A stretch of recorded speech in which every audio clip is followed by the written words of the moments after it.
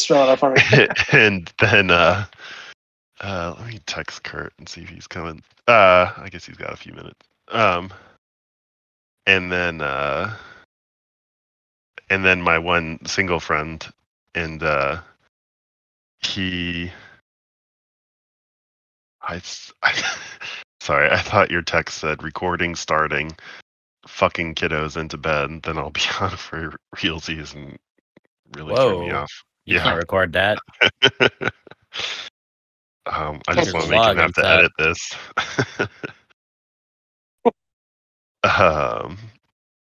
Maybe best breakfast I've ever had in my life, like most memorable. I had there in Gatlinburg. There's a place Nice. called like the Old Log Cabin Pancake House.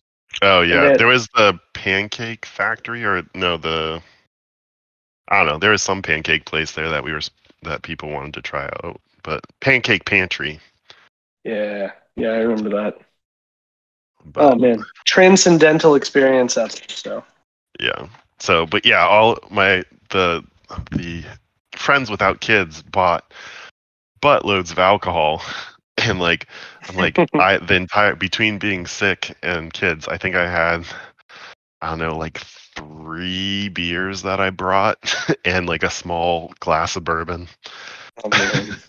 I was like, so I still have some of those I have all my Antoine Dodson beer, and those are 5 good. out of 6 of the Strutting that ass. Yeah, strutting that ass one.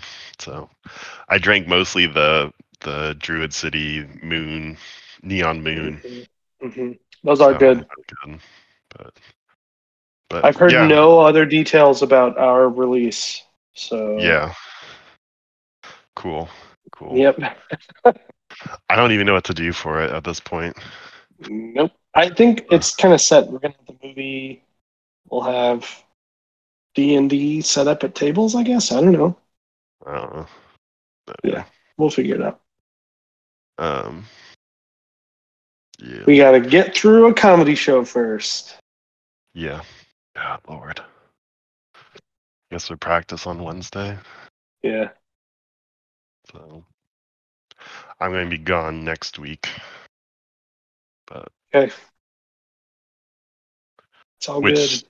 Will probably affect this. I don't know. The biggest thing is that I'll be on East Coast time, and I'll have to be getting up pretty early. So I could probably play, but it would be a shorter session. Doesn't bother me. But then, that is fine. Yeah. But yeah, Sarah and I we drove through Chattanooga coming back, and so there's all the signs for like the zoo and the aquarium and stuff. Like we should just take like a long weekend and do like the aquarium one day and the zoo the next day. Hour and a half there, hour and a half back. Like it's legitimately closer than like Birmingham or Nashville. So you could easily do a Saturday trip there and fill the day. Yeah. Chattanooga Aquarium is fine. There's some fun restaurants in that area. It's kind of a gentrifying town, is what I would say. There's some cool spots downtown, but overall, I mean, it's very hikey. So I don't know how your girls do on hikes, but there's some really good hiking trails there, particularly like spring, summer. But yeah. Well, I guess we're all going camping here in a month or so. I'm ready. I am ready. If you get me out of my house, I am ready. Yeah, right. You've been stuck inside for all this time. Oh my God. Yo. What up? Velkommen. How is Texas? Oh, it was awesome, dude. Looked cool. So much fun. Looked like a lot of fun. Looked like fun. All right. Where were we?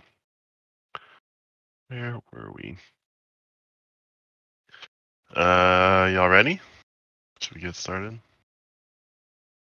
I'm ready. As ready as we'll ever be.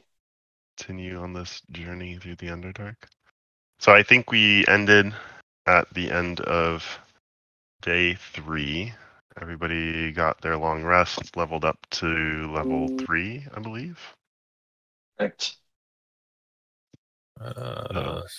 Stand by. Can I roll for a holy symbol? Yeah, so go ahead and just give me a religion check. Religion. Yeah. So it's a little crude, but you're able to scratch out a where do you want to do on the back of your shield kind of thing. I would like to do it. Hold on. Yeah, it's like 3 rings. It's like Yeah. it looks like 3 circles, kind of like full on Trinity. So yeah, that's fine. Okay. Because that way it doesn't get taken off or anything if by someone hitting your shield. Throw it Yep. on the back. Yep. Yeah, you're able to remember kind of the exact placement and go ahead and scratch out your runic or I guess holy symbol on the back of your shield. Don't drop your shield. Can you carve it in your forehead? If you really want to, you could carve it into your forehead like a shesh brand. East Domain feels like it would probably not be okay with that. That's more of an Illmater thing, Kurt. All right, so on the morning of the 4th day, anything anyone wants to do prior to breaking camp? You guys managed to food. You guys managed to get some of those water mushrooms that I believe act as a pound of food, as well as a half gallon of water, something like that. Let's see. I can remember.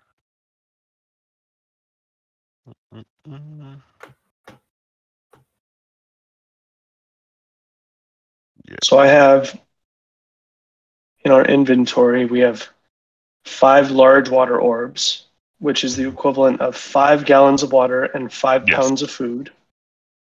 And we have 28 small water orbs, which is the equivalent of 6 gallons of water and 6 pounds of food. Yeah. In addition to that, we have 2 pounds of ripple bark. We have 2 rations. And I have my spell create water. Okay. So you had to. So what of that did you spend? Who ate the previous night? I've been keeping track of the spendings as we've used stuff. Okay. So if we used any of those water orbs, like right at the end of that day, I don't remember if we had eaten prior at the beginning or if we had not. I know we made con rolls. Right.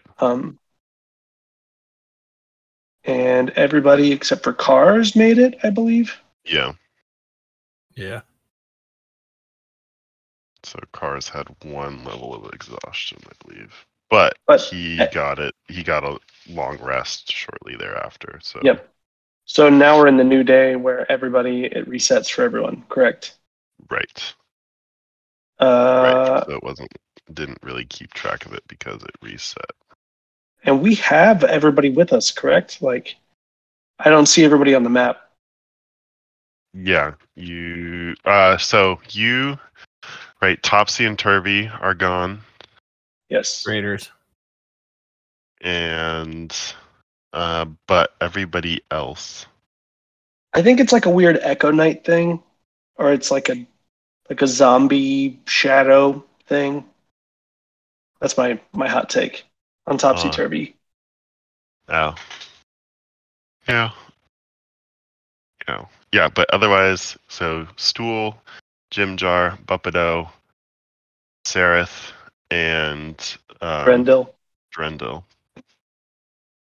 are all with you guys still. Cool. I'm just looking at this for 1, 2, 3, 4, 5, 6, 7. Eldith died, right? Uh-huh. 8, 9. I think there's 9 of us. Yeah, there's 9 of you. No. So I say we distribute the water orbs, the large ones, and we get everybody a full ration and a full water for the day. Sounds good. So let me do some. With that, that would mean that we're using our 5 large water orbs, and we're using. Is it a pound of food per person? Is that how it works? Yeah. Okay. So we'll be using 2 rations, 2 pounds of ripple bark, 5 large water orbs, and we will save the 28 small water orbs. Okay. Is that the most? No, that's not the most effective way. The most effective way is to use the 5 large water orbs and whatever appropriate amount of the small water orbs, so that then I don't have to spend a spell casting create water. Do you all agree with that? Sure. Works for me. So then, DM, how many of the small water orbs are left over? Because we won't be eating 11 pounds of food.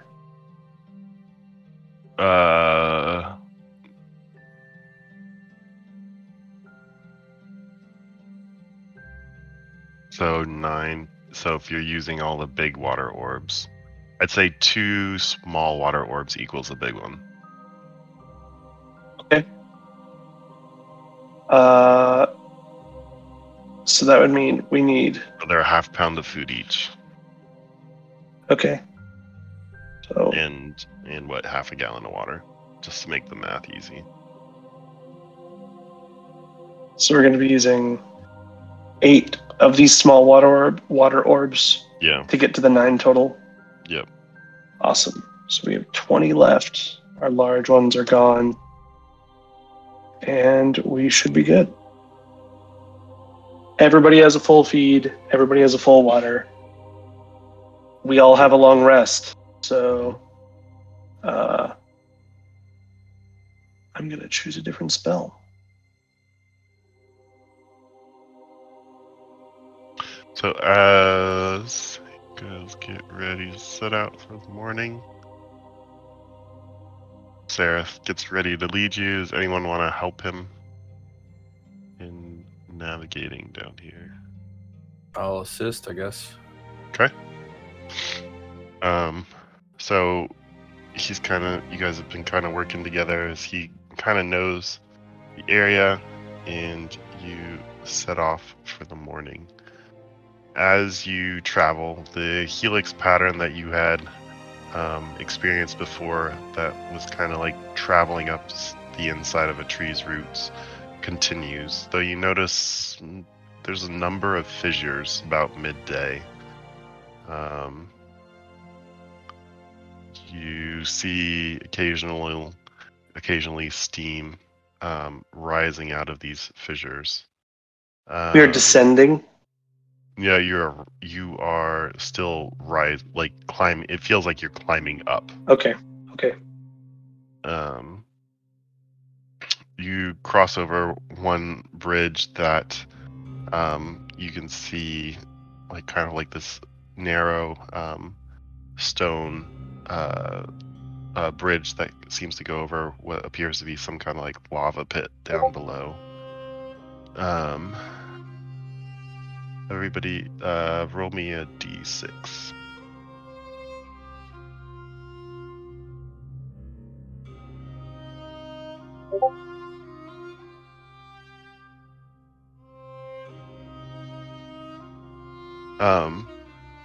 So while Seraph,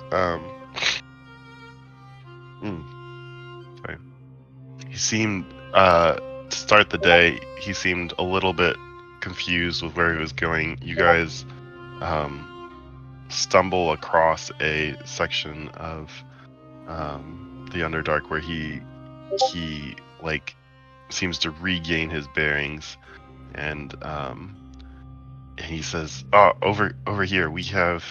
I know where I am." And he kind of leads you down, or he motions to you come down. You go to Little Ravine and enter into a small cavern, and inside there is a you come across what appears to be like a provisions store. So you kind of like slide in. You can almost not. It's hard to see the entrance to this little cavern, but you kind of like slides behind this big stone, and there's a small chamber in there. And inside it's a like a drow. I don't know what would you call it? Like a supply cache. Yeah, basically like a supply cache. So inside, you find 10 rations. Okay. 2 more coils of 50 feet of silken rope.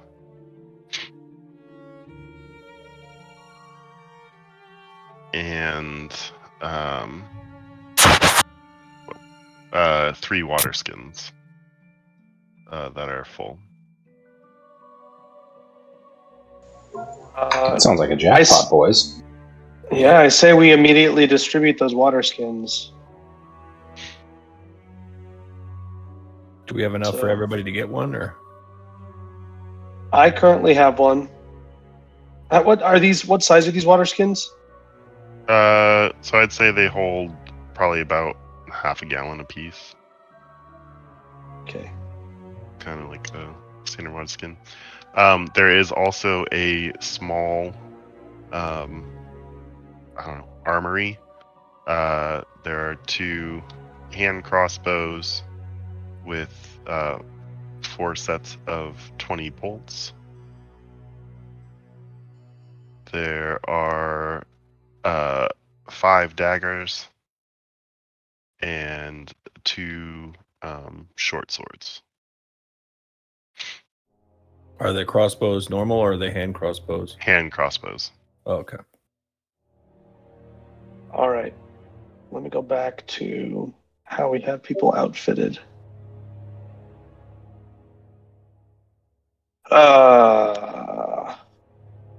What channel were we doing that in? The general. Player plotting, I think.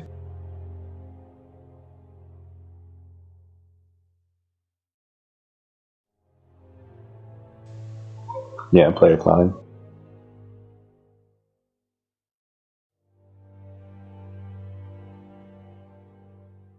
All right. So I think at this point, everybody in your group is armed. yeah, but it's we could give Buppedo a hand crossbow. Okay. How do we feel about that? Yeah, that's fine. Did we ever give Seraph weapons? Seraph has a chain shirt and a short sword. I'd be fine giving him a dagger as well. I mean, yeah, we have a lot of daggers. Let's do it. And a hand crossbow? I mean, I currently don't have a ranged option, so I could take a hand crossbow if we've got extras. I don't know if anybody else needs one. I say we... let's give a hand crossbow to Seraph, because as a drow, don't want to presume, but it seems like he should know. And then we should give you a ranged option. Should give him a ranged option, just at least to help preserve him in combat, if anything. Yes. Because he's our guide at the moment, and we're all going to die without him. So the 2 hand crossbows are now taken. One by Drotar, right? Yeah, if that's okay with you guys. And I'll take, I guess, 1 set of bolts. Take 2. There's 4 total. How much stuff are you carrying, Drotar? Or everyone, for that matter. Sword, shield, rope, chain shirt, hammer, and spikes. Oh, I guess we don't have a bag, do we? You don't have a bag. Got belts. Yeah. So I probably You can't take don't really that. have belts. Like drawstrings on your pants. Yeah, I don't think I can take that crossbow, so somebody else take it. I've been weaving all of these items into Prince Durendel's fur so that then he can just clang around and carry it. Okay. Just kidding. He'll have disadvantage on all stealth checks. And he I will literally clang around. did presume that we had used the rope to kind of tie things off. I think we mentioned that for one person. Yeah. Well, they had, I think someone had their axe or something, or sword, or I don't know. You have There's me one of the carrying. axe heads. You have me carrying 2 axe heads on my back. That's right. Via silk rope. That's right. Like, you can fashion some quote unquote belts with harnesses. with some of the silk rope, I would say, but it's still going. You're still somewhat like, it's not like having a bag, right? Like, you don't have a bag of holding. You can just dump endless stuff into. Can we Yeah. look for a bag here in this cache? Like, are there truly no bags? I have a genius That's a fairly idea. good point. What go ahead if? Yeah. Hear me out. What if we took all of the water skins, dumped all the water out, and then stitched them all together to make a big bag? Before we get rid of our water skins, can I search the cache for a bag? Sure. Investigation or perception.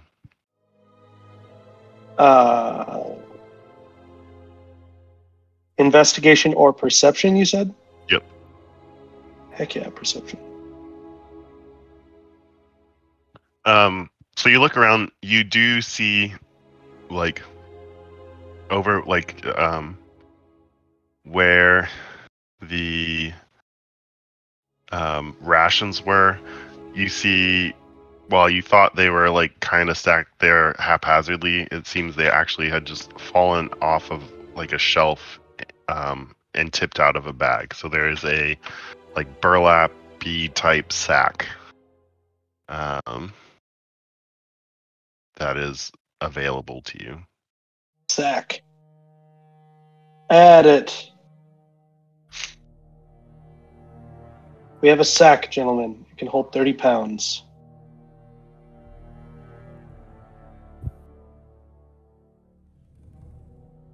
Okay, so I've just been keeping on that sheet all of these items, but we definitely can't carry everything. So, like, I currently have 3 hide armors, and yeah. Yep. So we need to prioritize here.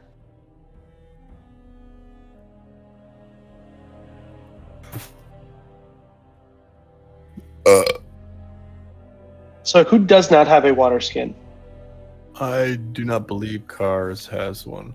Rosh does not have one. Cars and Brosh take 1 each, right?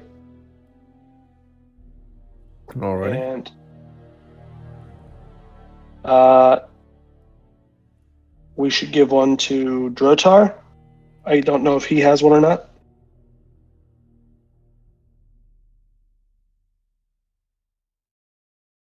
And then who does not have rope?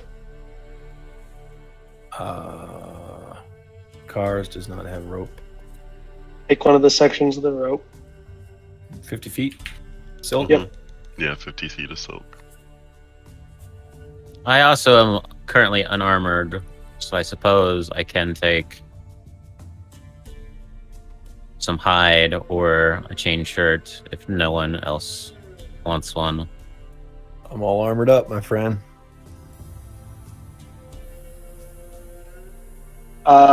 Let's see. Which one is heavier? Probably the chain shirt. Mm-hmm. Hide armor weighs 12. Does it fit appropriately for a Goliath, though? Are you a medium creature? I am technically a medium creature, yes. we'll say for the purposes of this, yeah, it fits well enough. It's more like one of those like like the your midriff is hanging out. I've got like an Italian shirt on showing my chest. Yeah. The chain shirt is what I would recommend. It weighs 20 pounds. I can easily support that weight. I have, since I'm Goliath, I'm actually a size larger for the purpose of carrying. Yeah. Oh, heck yeah. All right, so I'm going to get rid of that chain shirt. We gave a dagger to Buffalo, I believe. Yes, and a hand crossbow. I have one hand crossbow and 20 bolts as well. Will you take another set? I can. I'm not really sure where, unless I bundle Prison pocket. Bundle the bolts up in some rope. Just tie them off. Not really that knowledgeable about using a crossbow anyway. I prefer to get close.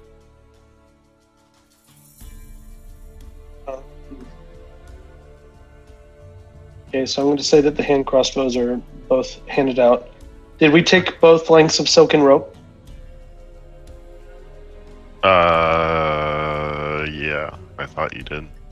Yeah, I'm saying we take them, but okay. Like, have we distributed them? I am not carrying any rope on me at the moment. I used the rope that I had to fashion my flail. Then please take another length. So it looks like Cars and Twinkles, you both get that rope. All right. Who do we trust 50 them? feet or 100 feet of rope? 50. Okay, I added that. So left over, we have 5 daggers, 2 short swords, and the 3 hide armors.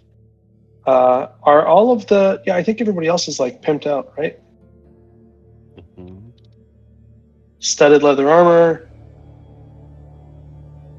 I have no desire to have a dagger or one of the short swords, so you may do with those as you wish, even discard them. I'm giving a dagger to Jim Jar. Don't we have a guy who throws a bunch of daggers? Jim Jar threw a dagger.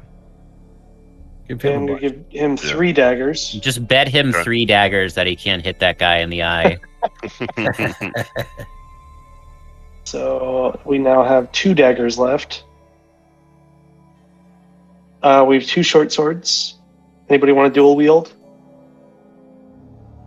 I could carry a backup if someone doesn't want it. I got a spear, though. I got a short sword and a spear, so... I have a dagger and a short sword. I don't need another. Can always barter with these things. Yeah, it's just we don't... I guess if you want to carry them, Yeah, do you have the ability to do so?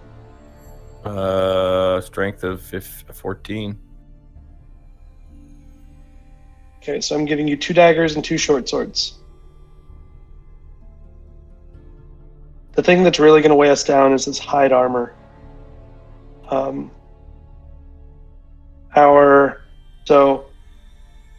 One set of hide armor weighs 12 pounds. Our leather sack or burlap sack we just got can hold 30. If we don't need the hide armor, I mean, can we use the daggers to potentially cannibalize it and make like a makeshift bag out of it?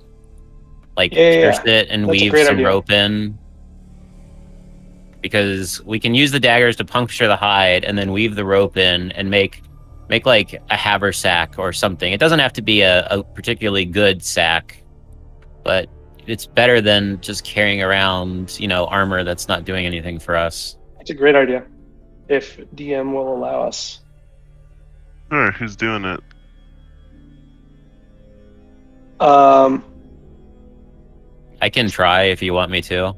I am going to... Who's the most guide you? Either do survival or just a straight dex check. Oh, So I walk up to you and I pat you on the shoulder and I say, no matter what happens, you've got this. If survival is the role, I'll assist. Okay. Who's actually rolling it? I got a +3 survival. Higher than me. Although that's a bit meta. Cars, between you and Rosh, to work together on this, so you can go ahead and roll with advantage. And I guided. Add a d4.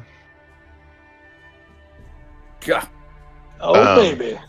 So what were we just trying to create a bigger sack out of the hide armor, right? Stitch the hide armors another together container for us. with some rope. So I say you can go ahead and make another sack with the Haha. hide armor. Right. It's So a little who wants to take the cumbersome other stack? using rope as thread, but you manage. Kind of like sew the head and hold the head and the arms closed and. Okay. It's a little intense there. All right. So we'll put the 12 rations in there. The 2 pounds of ripple bark, which is 14 pounds. And then the 20 small water orbs, which I don't know how much you're going to say those weigh.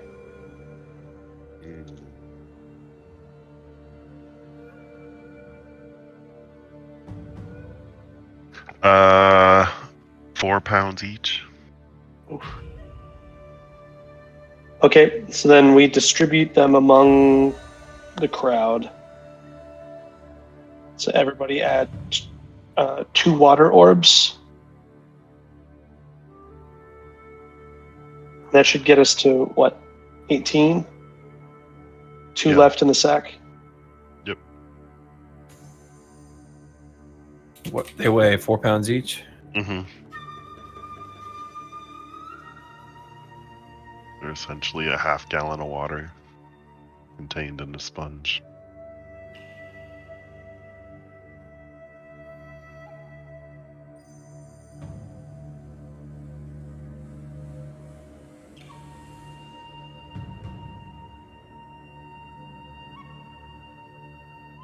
Alrighty, let's get moving. Alright. You set out from this little cache, stocked up a little bit better than you were before, and you continue on your trip. The fissures kind of continue popping up more and more. You feel like you've kind of leveled out as far as the terrain goes, and feel like you're kind of just traveling at a relatively, at best, maybe a slight incline. But about eight or so hours of travel kind of comes, and you begin to start looking for a place to rest. See, why don't you, Cars, go ahead and give me a survival roll to kind of help look for a place. Cool. All right. So you guys are going. You find a small, like up a little ledge. You see like a cave that's above the,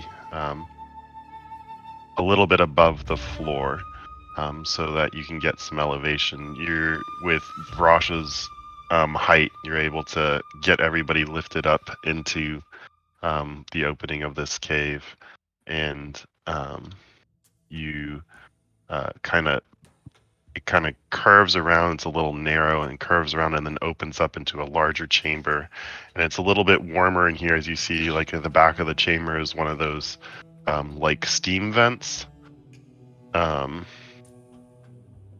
so that you can feel kind of heat rising out of gently.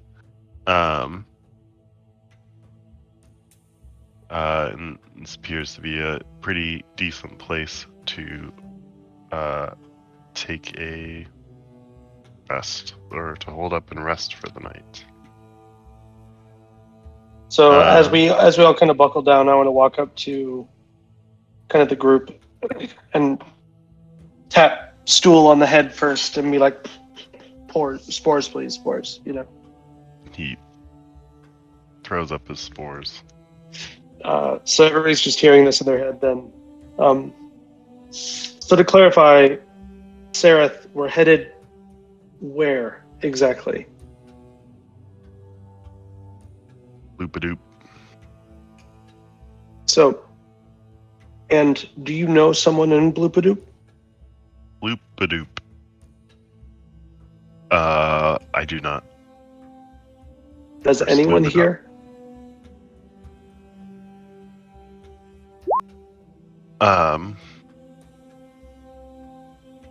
Everybody kind of looks at each other and shakes their head. We have The Buppido, Buppido says, we could get to Cragglestaw. It's the Duragar city. That's Flubidop puts us on the Dark Lake. Could either maybe rent a boat or something and to try to cross over to Cragglestaw. Is also many of these the big Underdark cities are around the Dark Lake. So I know people there. And Stool also says, I also know people in Cragglestaw. We could get maybe they could help us get to Neverlight Grove. The elders there could help us. I'm sure they know everything. we're a very varied group. Mm-hmm. Is it going to be a problem for us moving around the Underdark? I'm looking at the people that have been here before or are from here. Jimjar kind of looks you over. He says, I mean, if I were a betting man, yes, but it's a problem for everybody moving around the Underdark. What do you mean exactly? Will it seem peculiar for us that we have one drow moving around with us? I'm a wood elf. We have a Goliath. We're just all over the place. Is there a pecking order to be observed? Are we gonna be obvious marks because we're so varied? Like, what can we do to try and stop that?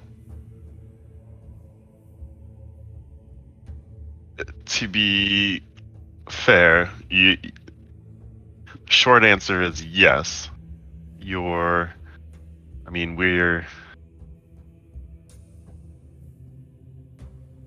drow has the best chance of not being messed with if you're going strictly by pecking order. Though there are many things. We're going to a Durgar city? No, it's Kuatoa city is Slobodop. Slobludop.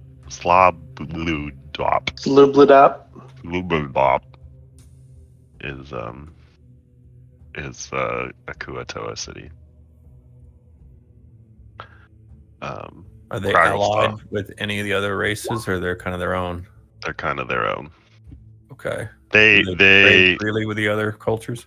Yeah, they trade relatively freely. They know the caves and waterways of the Dark Lake pretty well, so they're often hired as guides through the Dark Lake. It would behoove them to keep their ability to deal. Yeah, are they slavers at all? Yes. Everything in the Underdark's a slaver. Everything in D&D is a slaver. Right. Like they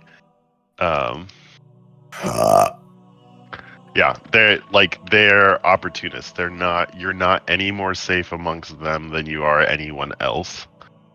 But just stick together. Assuming they don't have the upper hand on you or something like that. They, if you go into the town and stuff, like, it's not impossible for you. Like, there's always the chance of becoming a target regardless of where you're at in the Underdark. Let's leave it at that. Did we ever ask Seraph why he was leading us here? I mean, you guys all decided it was the closest place where you the could closest place for us to be able to blend in, maybe get some real supplies. Get some supplies and stuff like that. Gotcha, okay. And does he know about how far we are? You were roughly 8 days away from Velkin Delve. And it's been about 3 days of travel. This is your 4th day of travel. Yeah. That we're finishing, or? Yeah, this will be the end of the 4th day of travel. So, okay. Yeah. All right. Watches. I'm looking. I'll take one. Yeah, who's taking watch? I do have a question for Seraph. Since I am blind as can be in here, I would like to ask him how he recognized that there was a drow cache there of supplies. He says that basically he had gone on a scouting mission in this area previously, and they have these caches kind of set up all over.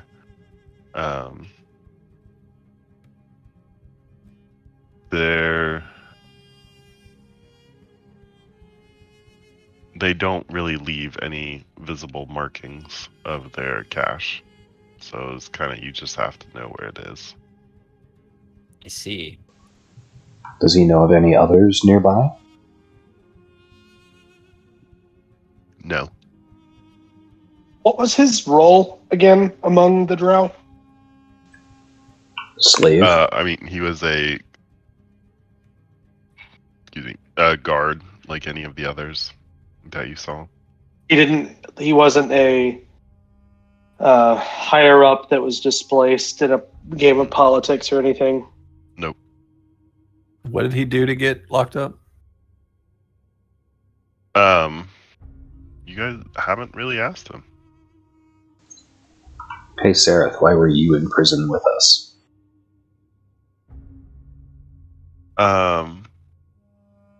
He kind of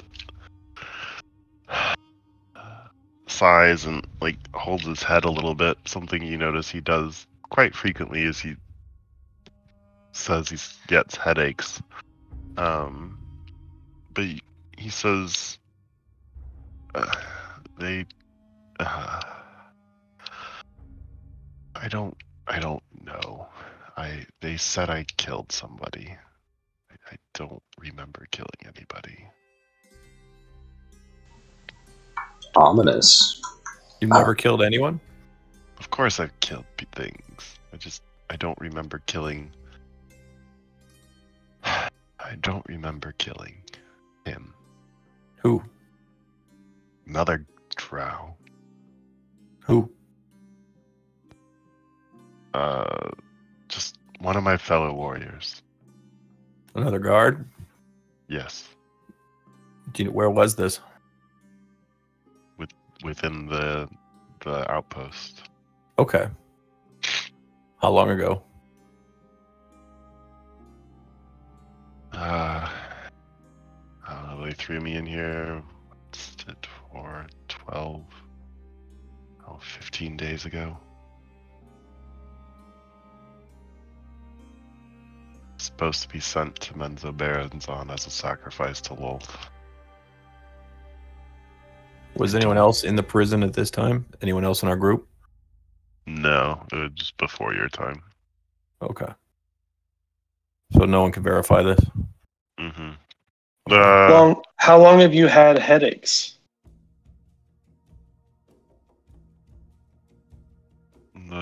Maybe a month now.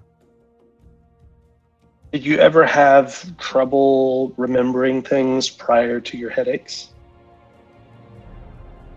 I mean, I don't.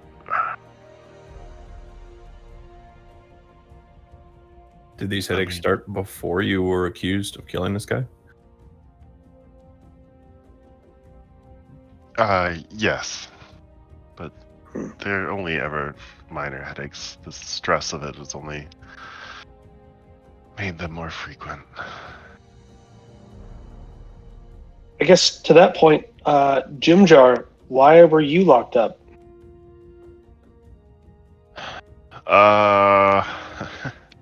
Well, I got myself into a little bit of trouble. I was just, well, I bet one of my friends that I could sneak past this drow guard, and well, now I owe him 10 gold.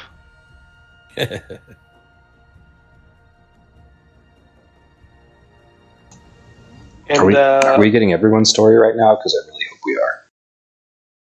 Yeah, I mean, might as well. Just around to what the fuck is up with that? What happened to... Why is Stool here? Oh, That's a great question. He's like, I've committed war crimes. I murdered right. my entire grove. Yeah. And I was on to the next one.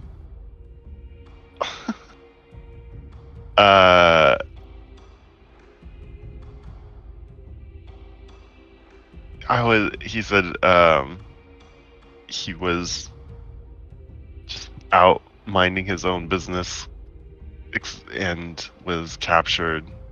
He was just outside his, the Neverlight Grove. And he was taken prisoner by one of the, by a drow. I want to see if he's lying. Give me an insight check. Because that geography does not line up. See that? Ooh, a double 20. I must know the truth about this, Stool. Unless he rolled higher than that. But... So Stool... Wait, because the Neverlight Grove is like on the other side of this lake you're talking about. Yeah. And the place where we were was like an outpost, like a podunk outpost. Right. On the opposite side of the lake? Okay, yeah. That's why I'm calling this bullshit. So you gather two things. One, that while his home, you sense he definitely has a strong connection and talks about Neverlight Grove as his home, and you believe it is his home. Where the grove he was captured out of, you do not believe was actually Neverlight Grove. The other thing that you kind of pick up, just kind of in the electricity of the spores between connections, you gather, as you kind of ask this, or that Sereth is the one who actually captured Stool. Oh. Layers on layers. Or, yeah. Yeah.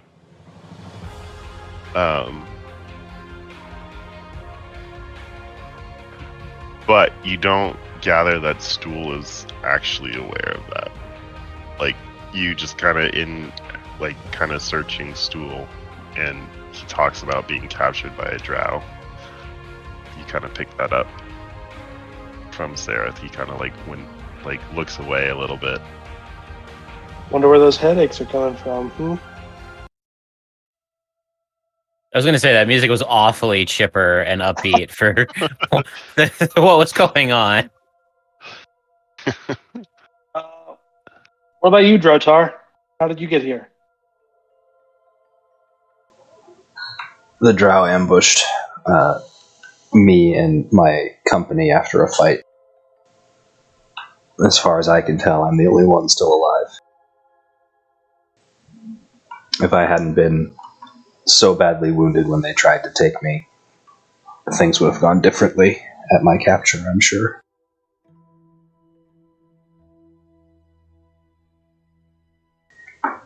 Kind of shoot a sideways glance at Seraph.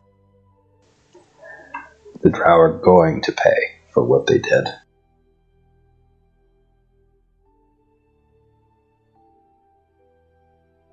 My story is much similar. Was in the woods near my home and was abducted. I was actually the woods that I am from. We lived on the eastern side, and I was on the western side trying to help establish a homestead for a number of people, and didn't realize that there was a entrance to the Underdark near this homestead, and we were either put to the sword or imprisoned. And I woke up here in this pen.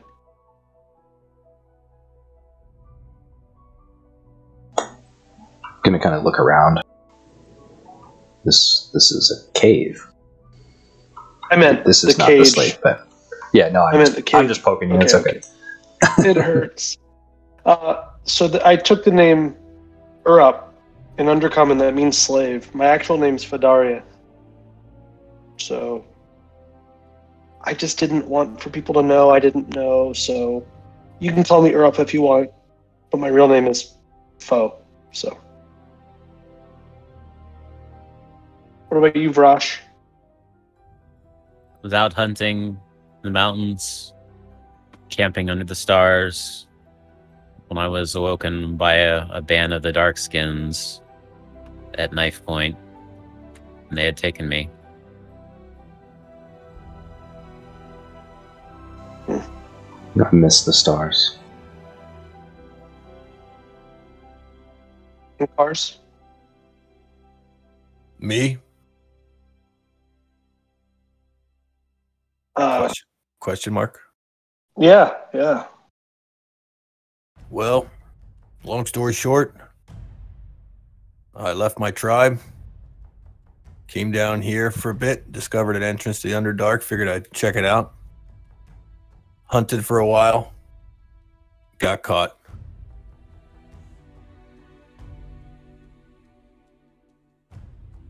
Low charisma. Durendil, we kind of know your story, Durendil. You're an elf, you say, in a body? In a Quaggoth body? Yes. I was cursed into this hulking form, most grotesque. But yes, I am a highborn prince. Yes. Who cursed you? I get this is a hag.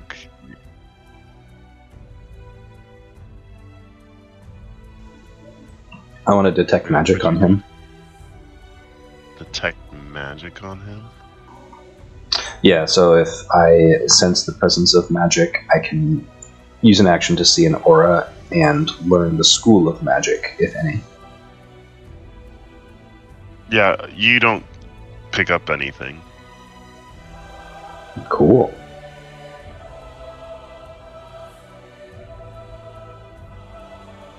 Yeah. Hag did this to you? Yes. She was mad at my father for patrolling the woods where he rightfully reigns. Keeping her from there. With my detect magic result, can I take a closer listen to see if he's being truthful? Or I guess the thoughts are just kind of popping in my head, so I don't know how that works. Like, that he's giving you, like... I think he's making this story up. I think he's lying, is what I'm saying. I don't know how I could justify that.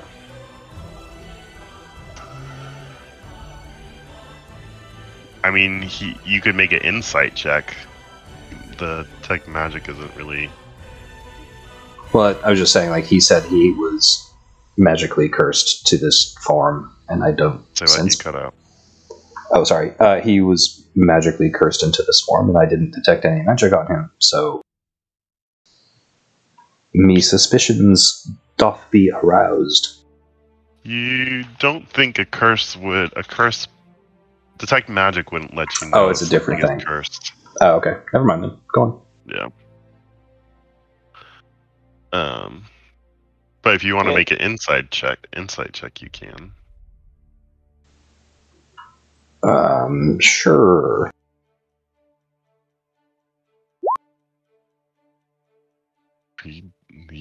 You're pretty sure he's a highborn prince.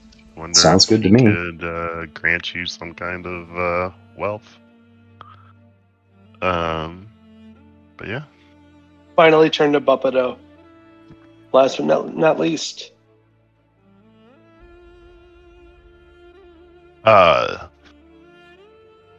Well, I out in the Underdark and got caught like many of you. I just I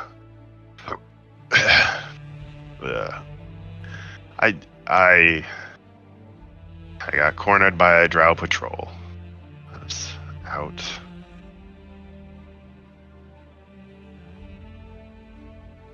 And yeah, he doesn't like, he was just out about traveling between cities. He was on a trip from Cragglestaw to a different Darrow / Duragar By himself.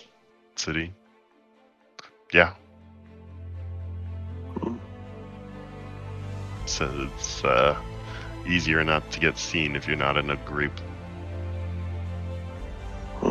Shiftily look around as there's 9 of us, or however many it is. Mm-hmm.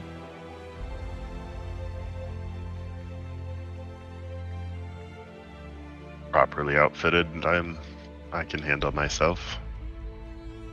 Well, I say we cash in when we're a few days closer. We have maybe 2 more days of travel. Hopefully they're without incident. But in about 2 days, I think we should have another meeting like this where we discuss what our plan of action is once we get into Slubidat. Because there's no guarantee we're all sticking together. And if that's the case, we should determine who's breaking up with whom, or if we are sticking together, what's our next plan of action? All kind of nod. I look at Drotar and you said you'd take a watch? Yeah, I'll take one. I'll follow you if we could have somebody else do the final watch. Cars did offer to take one. Whichever one. Sure. Great. So, Drotar, Urup, and Cars, all give me perception checks.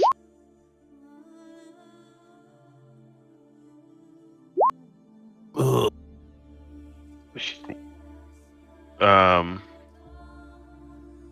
So, Drotar, your watch goes by in this cavern, the steam vent. Nice, warm. And, you quickly fall asleep, during your watch. However, some time passes and, Cars shakes you awake, and comes over and starts his watch. And while he berated you for falling asleep and kind of kicked you awake and made fun of your orcish ancestry, he too dozes quietly till you wake up, Cars, and you feel a relatively light footstep on your face. And you see what appears to be like a long, hairy insectoid leg. Oh. Is it my pet's tarantula? And that you think so at first, but the leg's much larger. And Scruffy, get off me. I told you, not in my face. Is that? And the weird thing is, you notice that the room has a soft red glow to it. And as you kind of like look around a little bit more, you notice a number of large beetles just kind of like scurrying around in the room a little bit. You're not scruffy. You see one climb out, is like climbing, still in the process of climbing out of the fissure. Are they coming towards us? They're just kind of like scuttling about the cave. You see one kind of like gobbles up some remnants of food left over from your meal. But do I know what these things are? Give me a survival or a nature.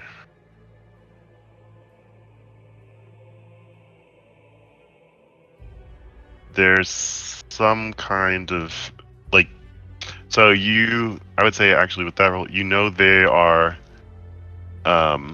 fire beetles, but you can't remember like how dangerous or hostile they are, aggressive they tend to be. But currently they're just kind of like scuttling around the room. They don't, other than the one kind of having stepped on your face, they're not actively attacking you currently. Am I the only one awake right now? Yes.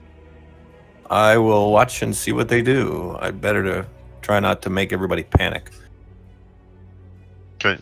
They just kind of... If they seem to be aggressive, I will shout and continue fight. like scuttling around the room, walking around, just glowing.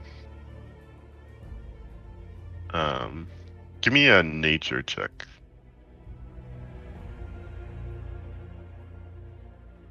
Ooh, bugs. So you don't know, but they just kind of continue scurrying about. How long do you want to watch them? They're just scurrying about. Are they messing with anybody?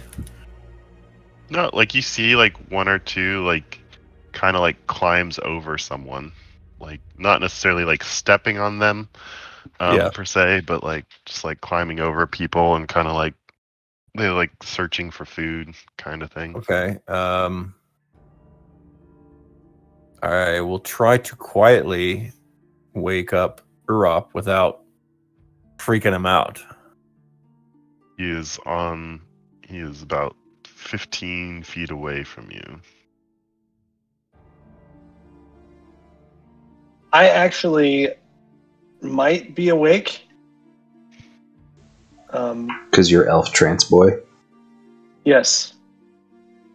Let's say, give me a... I wouldn't have ever fallen asleep in the first place. Semi-conscious. Semi-conscious.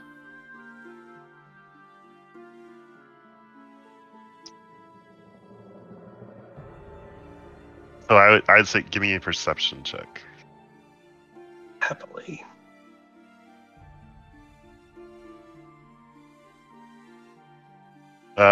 Yeah, so you like kind of come out of your trance and you see all these beetles kind of like walking around, and you can see cars kind of like looking at you. I hold my finger over my lips. Are you still laying on the ground, Cars? Oh, I got to my feet as soon as Okay. I saw there were bugs everywhere. Okay.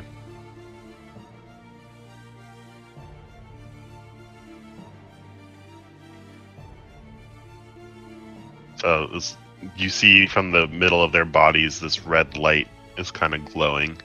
It's kind of filled the chamber with this reddish glow.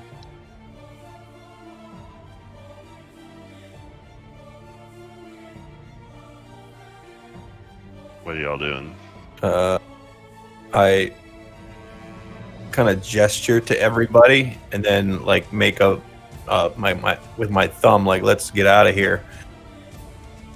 But I make the quiet finger over lips.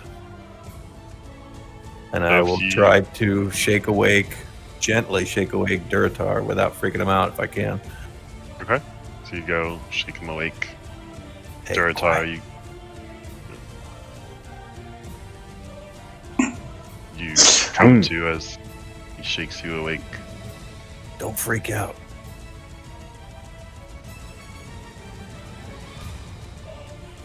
try Alright. and go to stool first.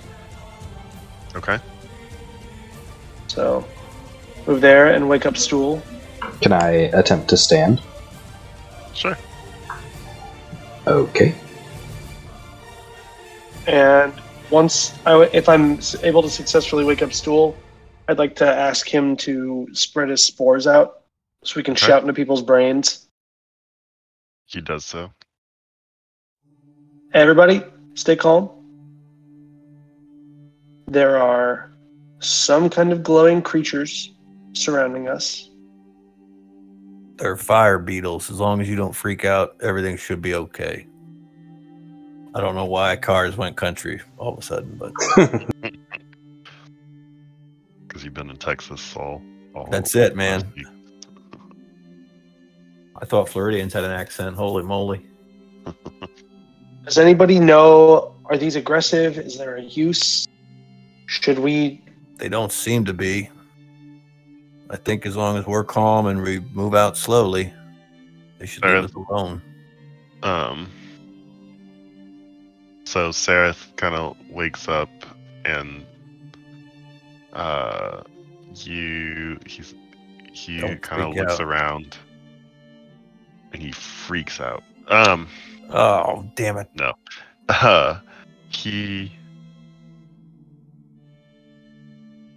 You hear in your heads, yeah, they're fire beetles. They're generally non-aggressive unless you attack them first. They're although their sac their fire glands will continue to shed light for a number of days after they die. If some of you need light. Best not to disturb them. I think it's a good idea to disturb them right now. Vrash can't see. I can cast light when he needs to. That's true too. No need in fighting these things. Drawing any attention, there could be more too. Maybe if I eat enough fire beetle glands, I will become bioluminescent. No, it'll just make your poop glow. One way to find out. Radioactive poops. So we move on. Does Sareth agree that, like, if we just, like, calmly and carefully walk away, these things will let us do that? He says that once they're done here, they'll probably just leave on their own. Like, I just don't want them taking our rations. They may start trying to go after the rations, so if we could relocate or something. sure, it'll interrupt your long rest. Let's not do that. I've Okay. gotten my rest. I presume that Sareth has also gotten his long rest at this point. Mm-hmm. I think he and I just stand guard while everybody else tries to sleep, and we can All right. try and shuffle them to one side of the cave. Okay, Yeah, just protect them. Don't let them dig into the bags and stuff. sure. So everybody kind of like relocates so that you're on a separate side of the cave from the fire beetles, with Sarah and Urop kind of Is this the standing fisher? guard. Yeah. Okay.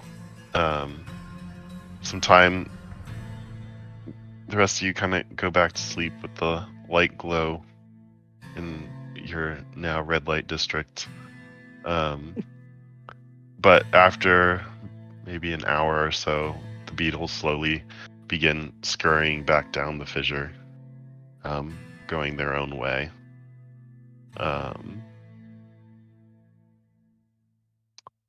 And you are able to go through the rest of the evening without incidents. You complete your long rest. Does that DM speak for, oh my god, you guys didn't just blatantly attack something that got close to you? Oh, maybe a little bit. I mean, previous campaign, that is what we did, so... Oh, yeah. I'd say at this point, we should all eat our small water orbs that we had distributed to us. I missed how much each one restores. Do we need both? Yes. Okay, so You we would need do to need eat both. 2 in order to get your full meal and water for the day. Yes. Can I consume that all at breakfast and be alright? we'll just say you consume it throughout the day. How about that? Sweet. Doing that. So we get the full deal. Is anyone not eating or drinking? I would like to eat and drink and be merry.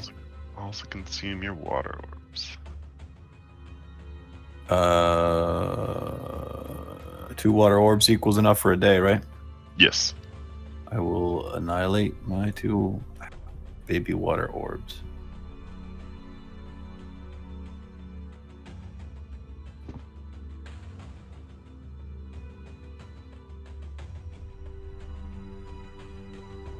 All right. You guys prepared to set out? Yeah, we're going to give Seraph as much help as we can, right? I will go ahead, assuming Cars and Seraph are working together. Guidance. Does Urop have any... Yeah. So, you begin the 5th day of travel. As you travel, a path kind of opens up into a narrow cliffside that seems to run up the side of a wall, which Seraph kind of leads you up, and you begin to travel up, and you kind of continue up this narrow cliffside, and as you can kind of like look down into an empty ravine. What's everyone's passive perception? 12. 13. 11. 14. Okay. 12 or higher. You can hear what sounds like sparks coming from somewhere below, but you can't make out a source as you kind of climb up. Sounds like sparks, like grinding sounds? Like Or like electrical zaps? Like electrical zaps more. Oh, that's interesting. Like a sparkler sounds. Oh, like it's like something's combusting almost. Yeah, like a crackling. Okay. I guess it would be more than like or like the sound of like stick welding, like that kind of. Yeah. And you said it's coming out of the ravine? Mm-hmm. Can I take it? Cannot see the source. Can't see the source. It's somewhere below. There's no flashing of light. Okay. Doesn't appear to be not that you can see anyway. If it is, it's far below. All right. So we've been going steadily up. Now we're going down. You are going up. Yeah, no, we're still going up. Side of a wall. Oh, still going up. Okay. Above us. Keep going up, I guess. Sure. Or could we, Urop, you know how to talk to Stool, so we can all talk to each other. Can he do the thing? What So, I want Stool to do the spore thing, so we can ask Seraph what the hell is that noise, and should we be So concerned? you're kind of like a long ravine in a single file. He's not going to be able to reach. Like his spores work when you're kind of clustered. He doesn't have an infinite spore range. I've actually been extending it a little bit wider than it should be. Okay. I know that I was kind of near the front. I guess Seraph and Cars are actually the front, right? I would say. I don't know if I speak any languages that either of the two of them speak. So, Common. can I ask in common what's that noise? Seraph shrugs. Are we good to keep moving? Just kind of nods. Good enough for me. Let's go. So you keep moving along this narrow cliffside. You come out and go down a little ways. Probably about 4 hours into your travel, things kind of open up. You come into a chamber where things kind of open up, and there's what appears to be the ground appears to go from hard stone to having a thick muddy, like mucky substance over it. And there's rocks and things, and it just kind of like goes up your legs. It's kind of, I don't know, at some points, even on the medium creatures, it's probably up to your knees as you begin kind of wading through this muck. This feces?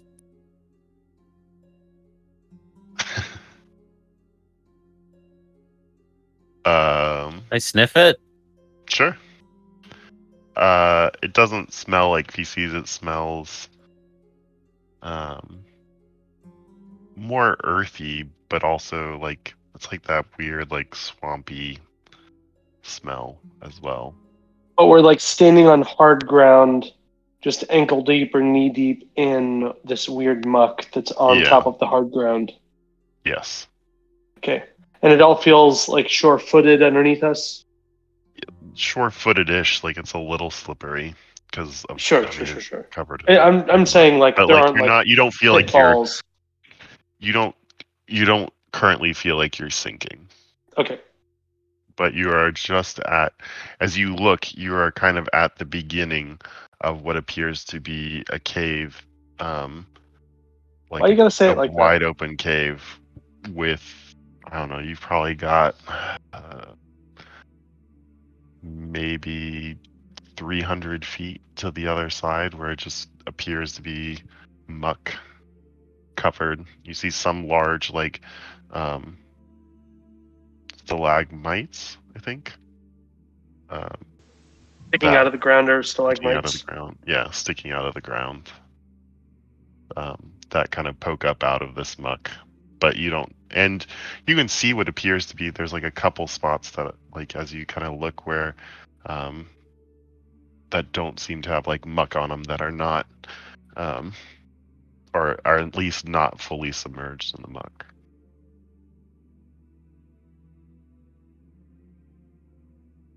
We head towards those. They're like small spots, so like you could fit maybe two, probably the biggest one you see, maybe 4 people on it. Can we, how long of a length of rope do we need to like tie each other together? In single file? I mean, even if it's just like the 50 feet. Well, yeah, the shorter ones get tied together or tied to the taller. I don't know. I don't know the best way. I have 100 feet. Yeah.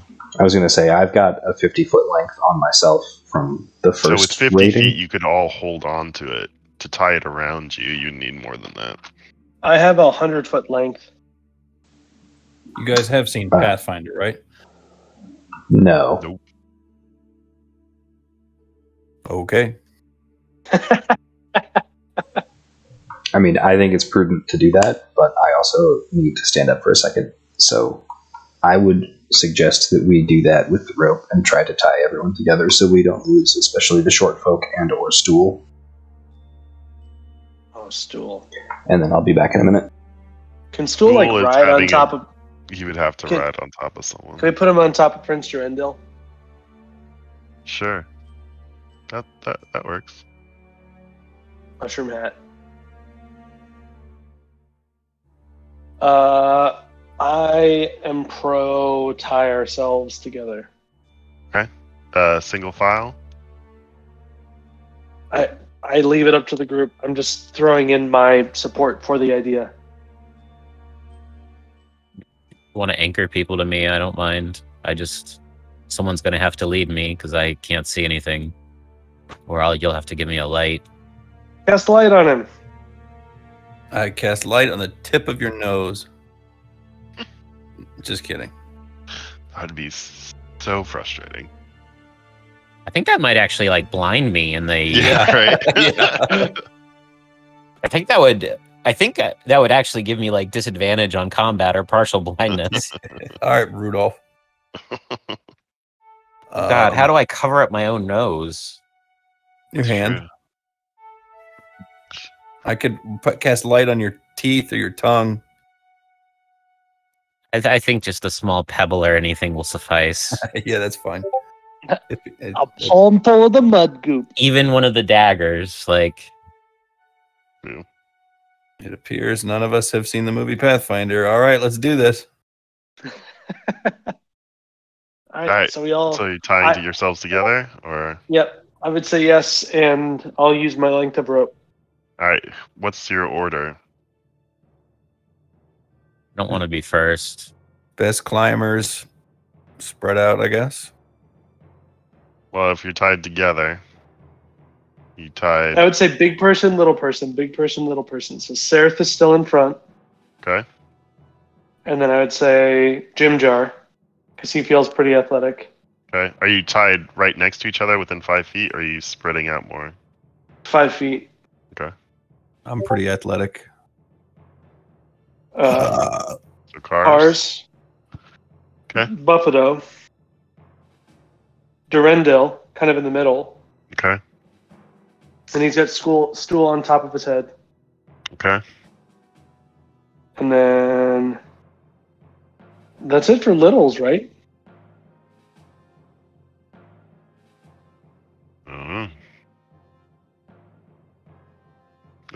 Yeah, that's it for littles. And then I'll follow. Okay. So you're behind Durendil? Yep. Okay. Rush, are you okay bringing up the back? Yeah, that's fine. And put then Drotar in between me and Brush. Okay. That should be it, I believe. Yep, that's everybody. An update. Oh, all right. Cool. So you guys begin making your way through the muck.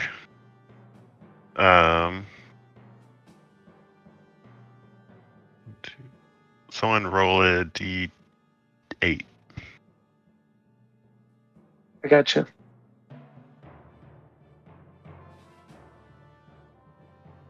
A 6. You guys continue making your way through the muck, and let's see here. Everything seems to be going okay. Stool riding on the top of Prince Durendil's head.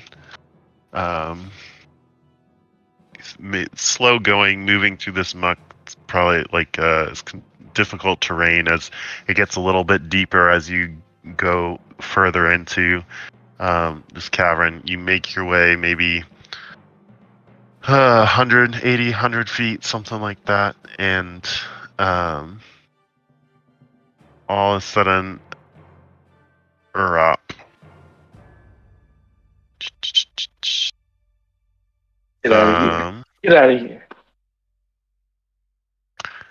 You see a giant claw come out of the muck and grab at you. Like how far away from me? Right next to you. Oh, cool. Is there anything I can do? So like 5 feet, so like 10 feet away from you. So, but right in line with you. And I'm gonna say we have to go. So an 11. 11 will not hit. And a 24. A 24 will hit. And you are grappled as this giant claw clamps down on you. Cool, love that. With my 9 damage I just took. And as you're sitting grappled there, all of a sudden, you see the head of this creature come up, and all these tentacles shoot out towards you. You need to make a DC 13 Constitution saving throw.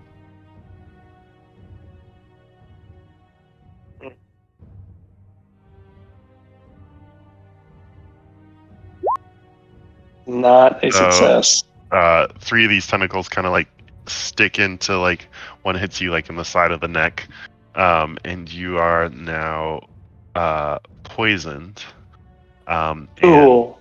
paralyzed. Cool. Oh my God. So you can repeat the saving throw at the end of your turn. Great. Nice. And that will put us into initiative. Oh, of course. And they broke my initiative macro again. So everybody highlight your token and then hit initiative. Yes, please. Do we get a new map? Yes, you will. Okay, cool.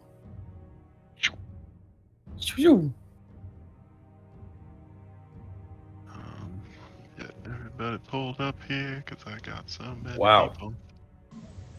Oh, damn. I got a 16. Yeah, my initiative got cleared when we jumped. You want me to... It did? Whoops. I don't see myself in Yeah. it? You're on there, Drotar. I Vrosh do. and Cars. I only see 3 things on there. The pincer thingy, cars, and stool is all I see. And stool. But as long as I'm on there, that's cool. Now, same? No. Yes, sir. Still just 3. Yeah, let's just... Do I just hit it again and then you move me somewhere? Sure, let's do that. Original roll was a 19. Yep. Sorry, I'm just trying to Can help. I'm you not edit trying to it be a dick. yourself? What did you have, Raw? Alright, here, I'm just gonna remove you guys. Just add... Alright, Cars, can you add to yours again?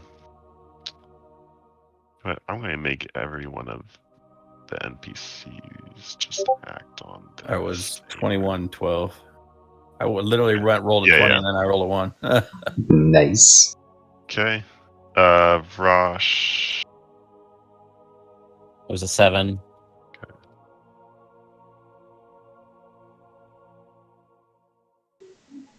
Because that wasn't called initiative. His tracker thing didn't. Oh, wait, no, it did pick it up. You're in there. Never mind. I'm dumb. Yeah, it cleared when the map changed. No, I meant Jordan's D20 plus 5 roll. Can Wait, you, is it +5? how do I add someone to initiative manually? Click on the token and then right click and it should say add to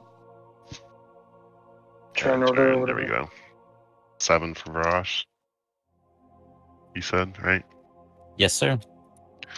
Why is that +5? It should be +2.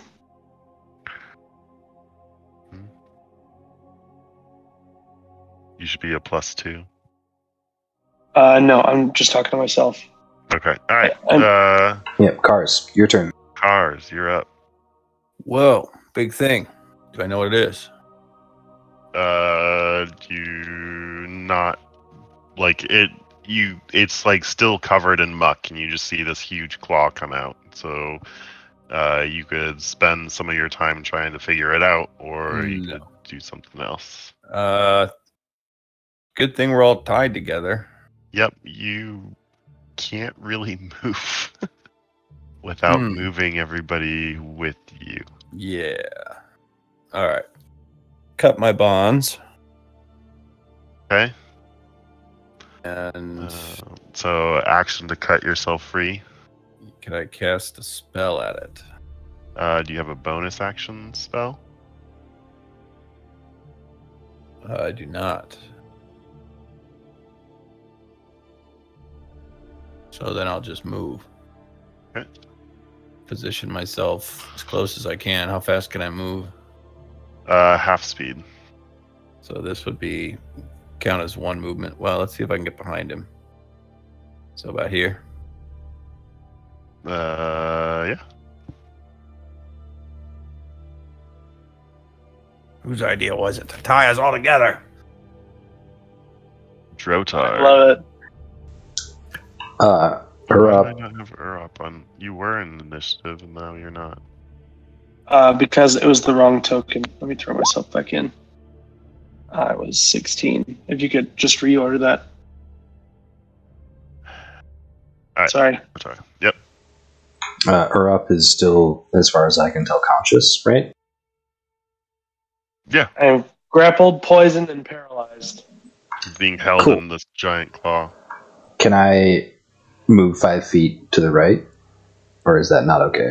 You are tied between two posts, basically. So if you That's were at the unfortunate. end, I'd let you move, but because you're in between people, like, yeah. That's really unfortunate.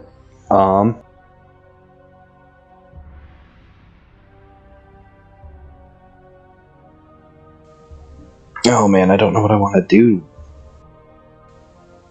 Because it's an action to, like, cut the rope, right? Yes.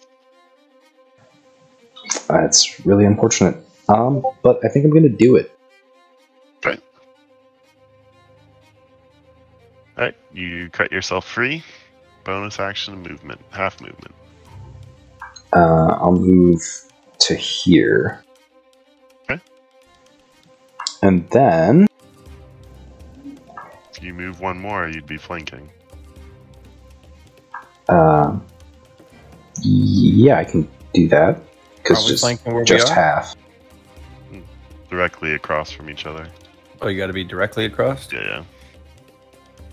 Okay. I will cast Hunter's Mark. I don't know why that didn't show up, but I'm casting Hunter's Mark on the thing. Because it only requires a verbal. Okay. There it is.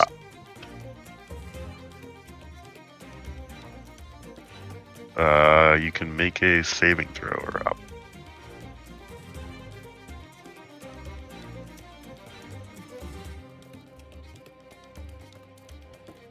You there? Jordan? Yes? You're up. Oh, sorry. Saving throw. Oh, yeah. Constitution. I mean, can he attempt to break free first, or is the only thing he can He do on is his turn? paralyzed. Oh, he's The only thing he paralyzed. can do Yep. is Sorry, I forgot. Make a saving throw to not be paralyzed. He would still be grappled. This is just to not be paralyzed. But he makes it. So you are no longer poisoned and are no longer paralyzed. No longer poisoned also? Can you get rid of no longer multiple poisoned things at and no once? longer paralyzed, yeah. Great. So that's my So action, it's right? the poison that is paralyzing you. That's an action to do that? That's do that the saving end of throw? your turn. Okay, Oh, damn. It was because the poison that paralyzed him? Mhm. I didn't. Alright. I need to listen closer. That's my bad. Alright. Stool, which is basically everybody else. Jimjar and Sereth are going to go ahead and make hand crossbow attacks for a miss. And another miss.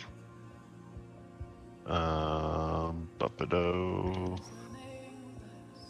will also make a hand crossbow attack. 17 is a hit.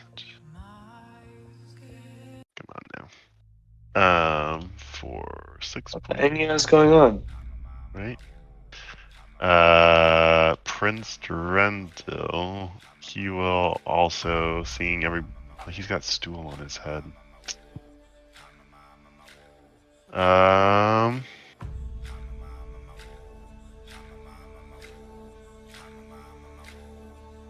Alright, he will go ahead and also cut his bonds and move over to here. But he will bonus action set stool down in the muck. Immediately just start sipping. Alright, Vrash.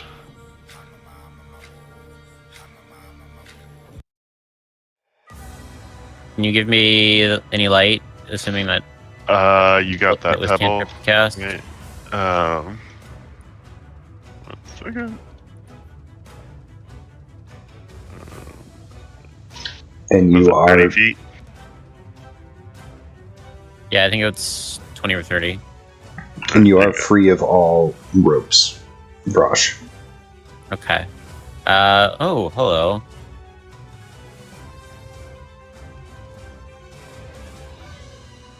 I will advance forward to this thing. Brosh to me. Move here, so I'm flank. Or no. Need to be here for flank bonus, don't I? Mm-hmm. And then Yeah. bonk. Alright, bonk away. You go to bonk and it doesn't bonk. You hit it and its carapace is super hard and your flail kind of bounces off as you kind of come at it out of the side and it just kind of glances off its heavy armor. Damn.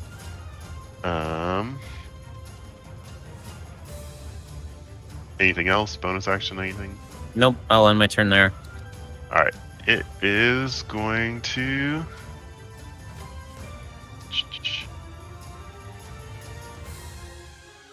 It's going to go ahead. It's got Urup in its pincers, so it is going to go ahead and clamp down with the one it's got around you for 8. Miss. Your thin frame, it's already gripping as hard as it can. It's going to lash out with its other pincer. Let's see, Cars is the only one that's hit it. Right? Yeah. So at you, Cars, for another miss. Unless you're an 8, but then its tentacles are going to lash out at you again, or up. So con save DC 13. Come on, Rob. Foe, you can do it. Yes. Let's go. Alright. Cars, you are up. So not in this house. Let's try to hit this guy. Nope. Okay. Huzzah. Flanking? Yes. So that hits. For 3 damage. Are you not proficient with short swords? I should be. Do you add that to damage? No. It's just a hit. My bad. I'm dumb. Yeah. Alright. Anything additional for you, Cars? Nothing else I can do. I could action surge, but Drotar.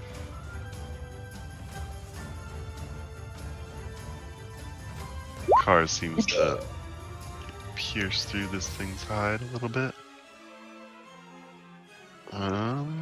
That is a hit as well. So he gets an extra D6 from Hunter's Mark.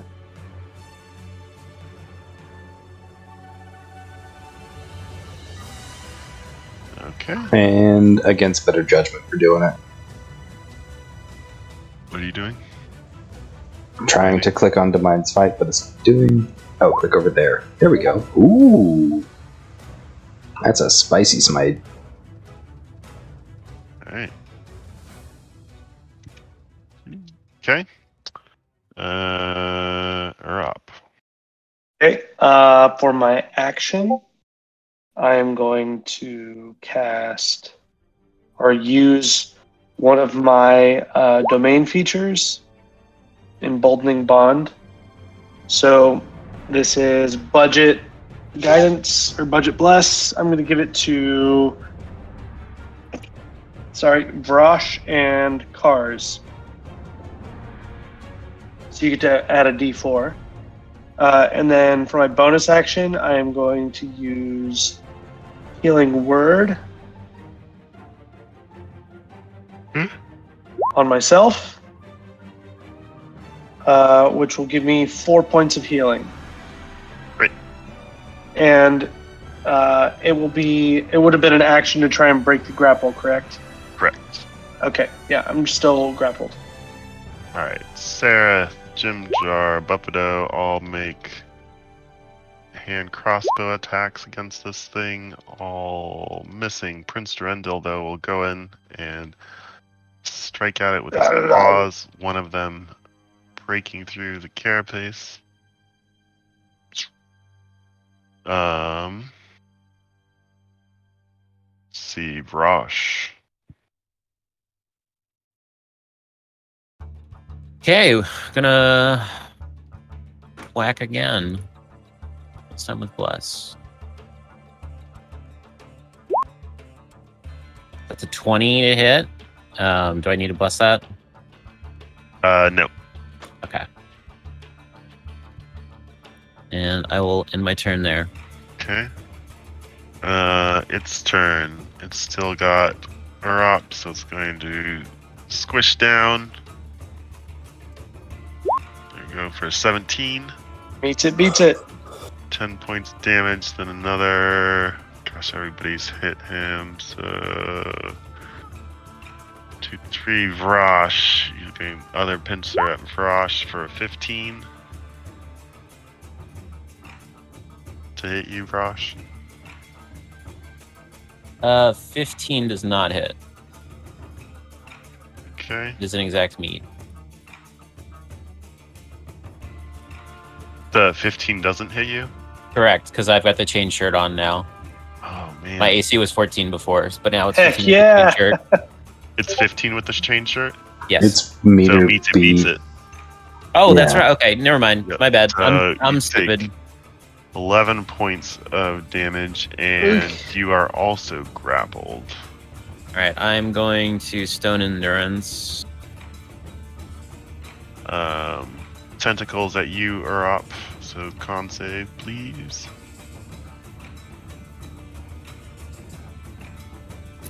Huh. 11. Oof. You are paralyzed and poisoned again.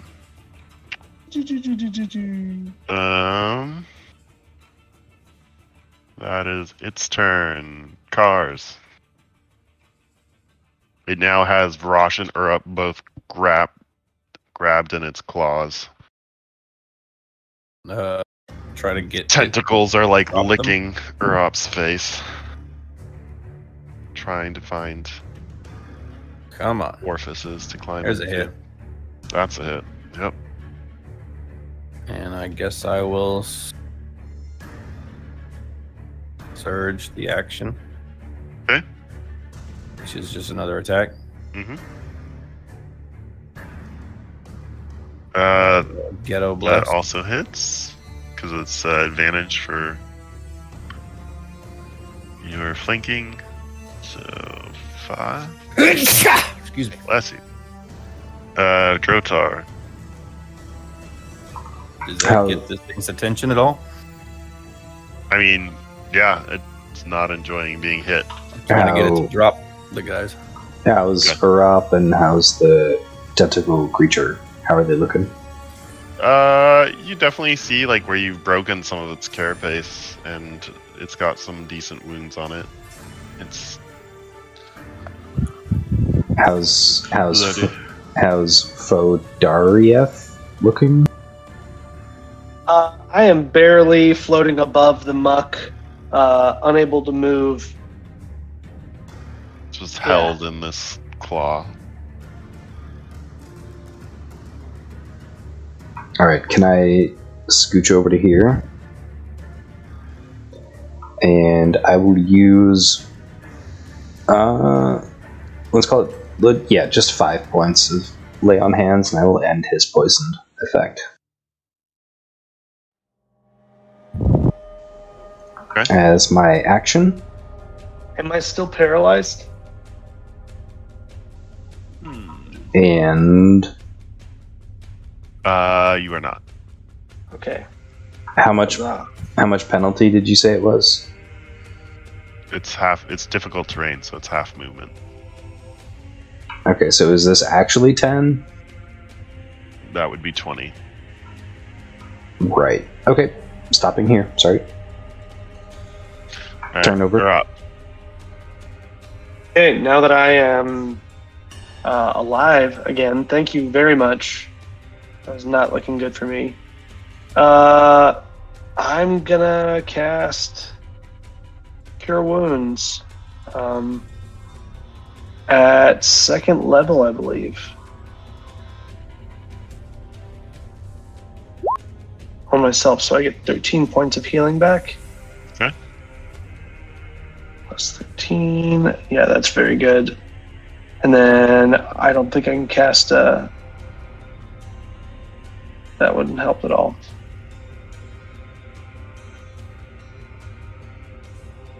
Hold on. I'm reading my spells. Yeah, I don't want to burn that spell slot. That's all I'm going to do in this moment. I can't do anything else because my action was Cure Wounds. So for my bonus action, I'm going to give him the finger. Cool. He appreciates it. Next up, Stool and the boys. They're all going to continue with their hand crossbows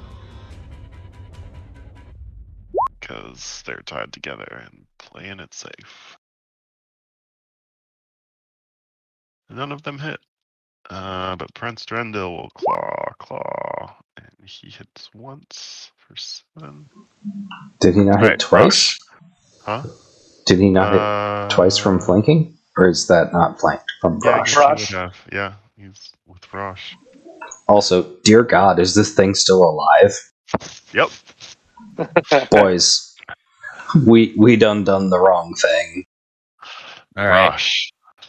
I'm grappled right now, right? Yes. All right. I'm gonna attack then. Okay. Yes. Oof. Oh, crit. Oh, yes. Oh, that's a new thing. The crit 3. Yeah. What's the D4 for? That was my bless. Just because.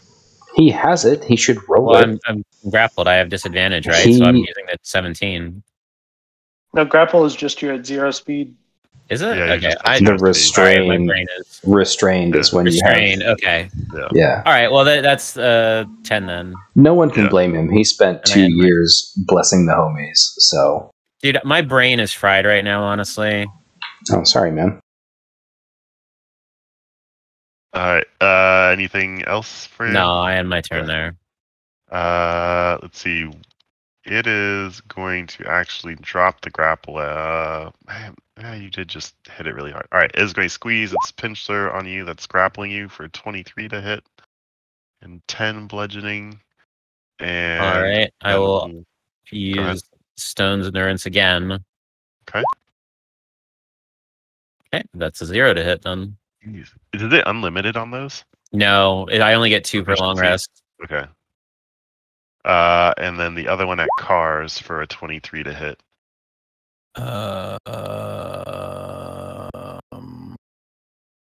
And 12 points of damage. 23? What am I?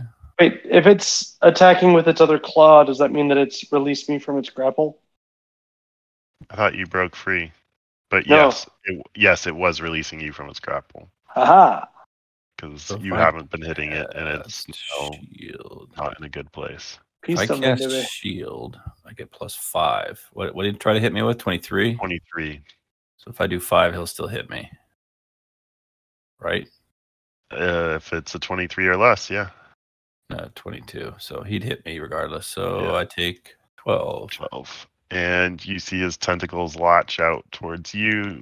Constitution saving throw. Gross. You have a D4. Oh, man. Come on. No. Hold on. Save face. Equal the number of allies I see within 30 feet of me. Maximum of +5.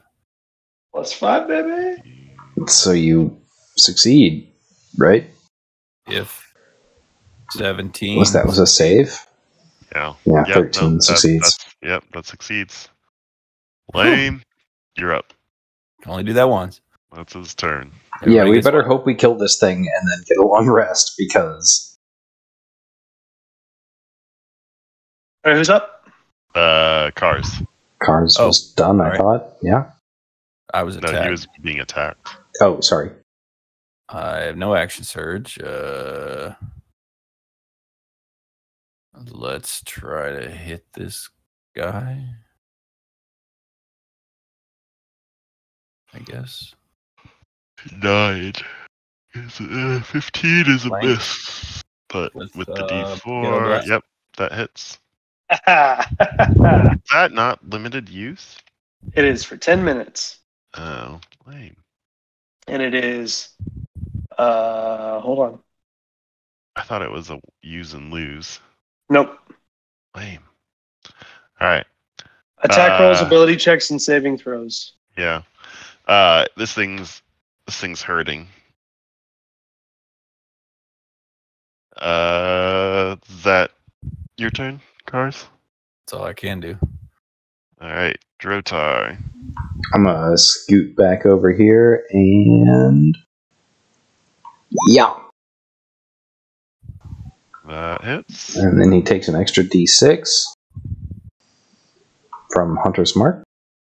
You hear him let out this no noise. It just kind of like head goes up and tentacles flail about, grasping for your face, and it sinks into the muck again, motionless. Is there any way we can harvest any of it? Sure. I'd like to try. Yeah, I would like to help because this thing help. looks like it's got some food going on inside it. 1 second, please. Also, I'm very sad now that Kenku is gone because I didn't sorry. really. No, I was like, this was how it I was heard him go forever. Yeah, but no, it like when the music was there, it was like we're in it. The playlist ended.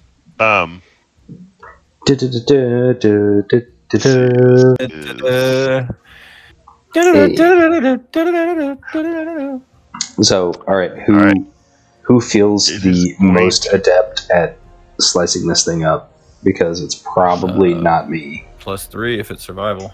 Well, It what is the hell not. this thing is? Yeah, no, I have no clue what this thing is. At best, I will like hold open Nature or some medicine, ribs. I would guess. It is an Arcana check. Arcana. Maybe I am not the guy. without proper harvesting tools, it's going to be a little bit harder. I'll try. So, I mean, all right. So here's the difference. All right. So, there's can be 2 different checks here. Ugh. One is, are you trying to harvest it for usable parts, or are you trying Yes. to harvest it for food? I would say usable parts. Okay. We so need for food. What usable the fuck's parts- wrong with you? We need food. You think food? Food. How much Okay, food do we then have? Food. We still have Not enough. how many days of travel? Yeah, we don't have enough food. You're right. Can Seraph or anyone tell us if this So- thing is edible? Oh, damn. Good call. Yeah, no, let's wave Seraph over and Stool, and does he know what the hell this... Or does Seraph or Buppado or whoever know what the hell this is? Oh, shoot. We probably could have killed those fire bugs and gotten food. Didn't think about it. And we could have. We also could have died, because there were like 20 of them, but, you know.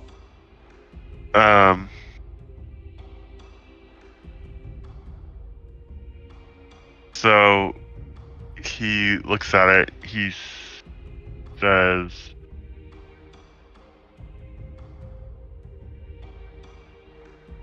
"Yeah." He says, "You could eat it." They all kind of look at it. He says it's a chul. They're not generally meant for consumption. He says we could try to eat it in a pinch, but it would be difficult to keep down. So basically, you can eat it, but it is a DC 15 to not just throw it up again, because Even if we... are not really meant for consumption. Even if we use some magic to attempt to purify it? If you can purify it, I would make an exception. Sweet. What do we need to roll? At least one of us has So, purified if food you and are- drink in If you prepared are and ready to cast. if you are just trying to harvest food, it can be a survival or a nature. Should we, let's, real quick, for a real vote, are we going for food or for So if you some harvest kind of for parts, it doesn't mean you can't get food. It just means you will get less. And depending on how badly you butcher harvesting for parts, it could be significantly less. Parts I've- to us no good if we're starved to death. Yeah, I vote for food as well. So these claws do look like they could make a fine greatsword. Also look tasty, maybe with some butter. I'm just saying, if he's offering greatsword as like a chance, at least But three you of can get us. you can get up to 32 pounds of food off of this creature. I say we do the food. Food. We're already out. Yeah, I think food is too valuable. Fuck. So, survival. Who's doing it? Or nature. I will. I'll allow it. Can I help whoever's doing it? Sure. Like, I'll be the forceps to like hold open the whatever. Yep. I will guide myself. Okay. And I will go ahead and roll at advantage. Gods of the forest, we need this food. Nice. Alright. Hold on. guide Guidance. yourself. So 19 total. Oh, you have Um, advantage. I thought you had advantage, right? Oh, yeah. 21 total. 21. So, while you're not familiar with this creature specifically, it is shaped much like some of the crustaceans you pulled out of the river and the forest, and you are able to get the full 32 pounds of food off of it. Let's go. Nice.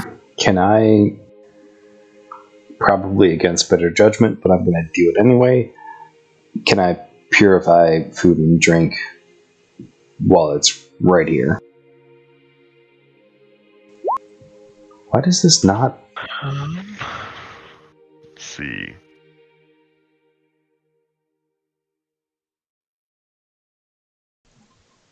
It's just verbal and somatic. I don't need any material component. Yeah. So it's free of poison and disease. yeah, I don't know I'd if say that's that's fine. like... Okay. Who wants to However- hold the other burlap sack? Just so you know, yeet mealded from butchered creatures spoils after a day if uneaten. Good thing we got. Is that a purified. 24-hour period, or is that a... Like, how are you going to track a day?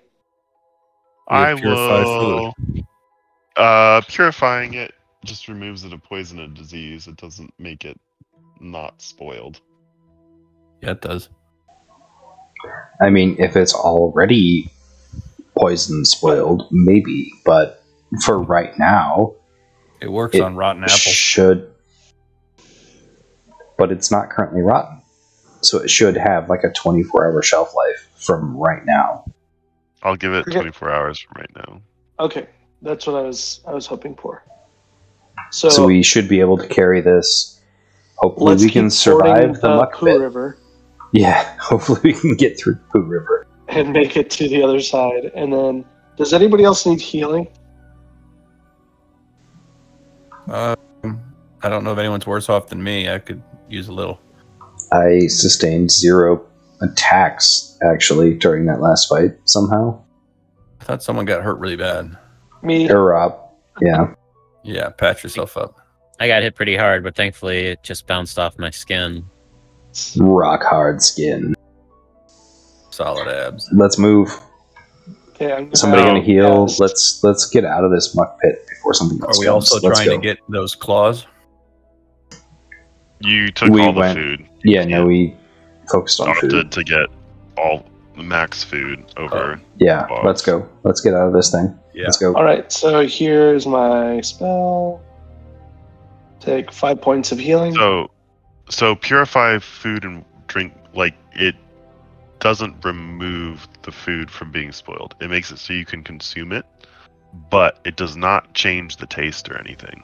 So Yeah, no, it's just it still free would of. be hard to. It would just be. It would, unless you're used to eating rotting stuff, you might have a hard time keeping it down. But it doesn't make it harmful. Right. Yeah. No. Or it was not harmful. You Yeah. can eat it without risk of poison or disease, but Right. it is still hard to actually All right. swallow. So you guys continue through the muck to the other side, and I need a quick bio break. Hey, me too. How are we doing on everybody as far as time goes? I'm good on time. I'm good. I've got probably half an hour. I'm still getting over COVID. All right, let's just do quick 5 minutes or Yeah. less. I'll try to be back before then. Yep. So much for my lovely 100 feet of rope.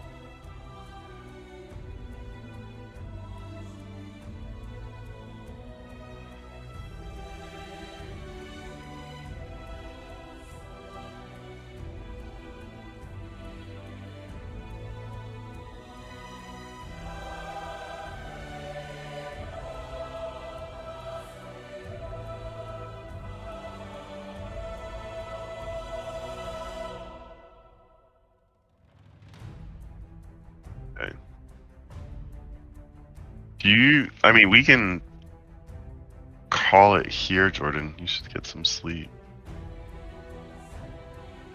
No, I want to get at least through this day, and then at our next long rest, I can call it. Or you all can keep moving on without me. Also.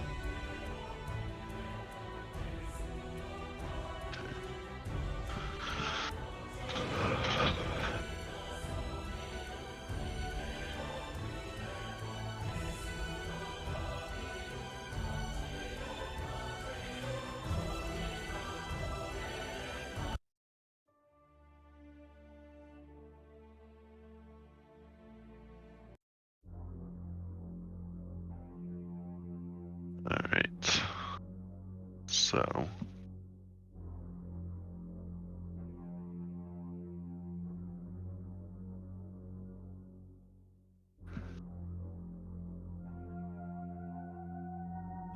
Just let me know when everybody is back.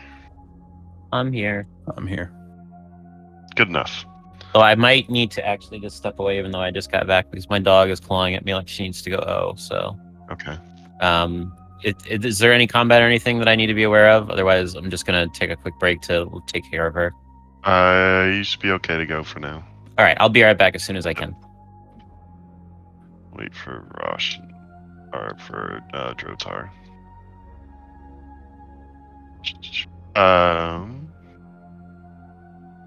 You guys around next week, Kurt? Yeah. Cool. Me too. We should get dinner. What's that? Oh, you're in town? Yeah, I should be. What days? Sunday through Friday. Okay, all week during the week. Yeah. We're doing Halloween Horror Nights over the weekend, I believe. This weekend or next Yes. weekend? Okay. This weekend, and the gun show we might hit. I don't know. We'll see. I think I get into town around like little early afternoon on Sunday. So, but we'll touch base.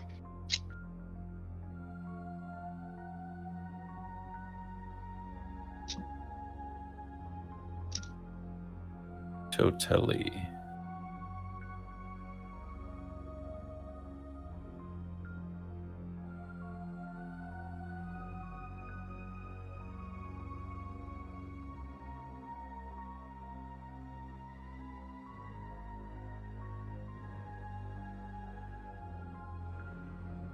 Whoop.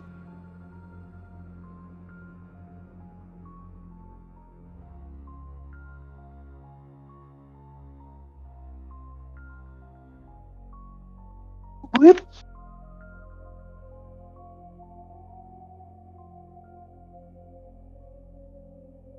Man, I almost got eaten by a chul.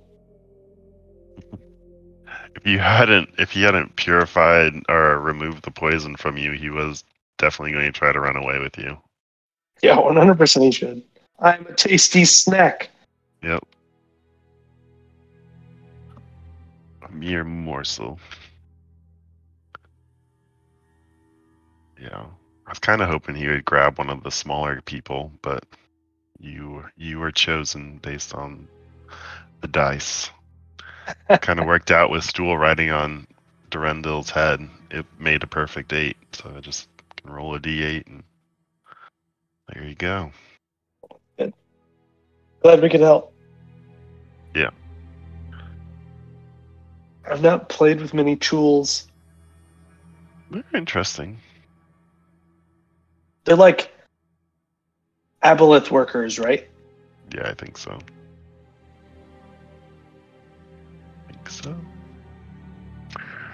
Survivors of the ancient Aboleth Empire. To crustaceans, the Aboleths modified and endowed with sentience. They follow the ingrained directives of their creators, as they have done since the dawn of time.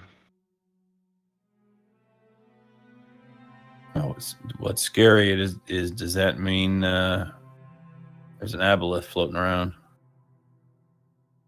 It is the Underdark. Who still guard the ruins of the ancient Aboleth Empire. They linger in silent observance of eons old commands.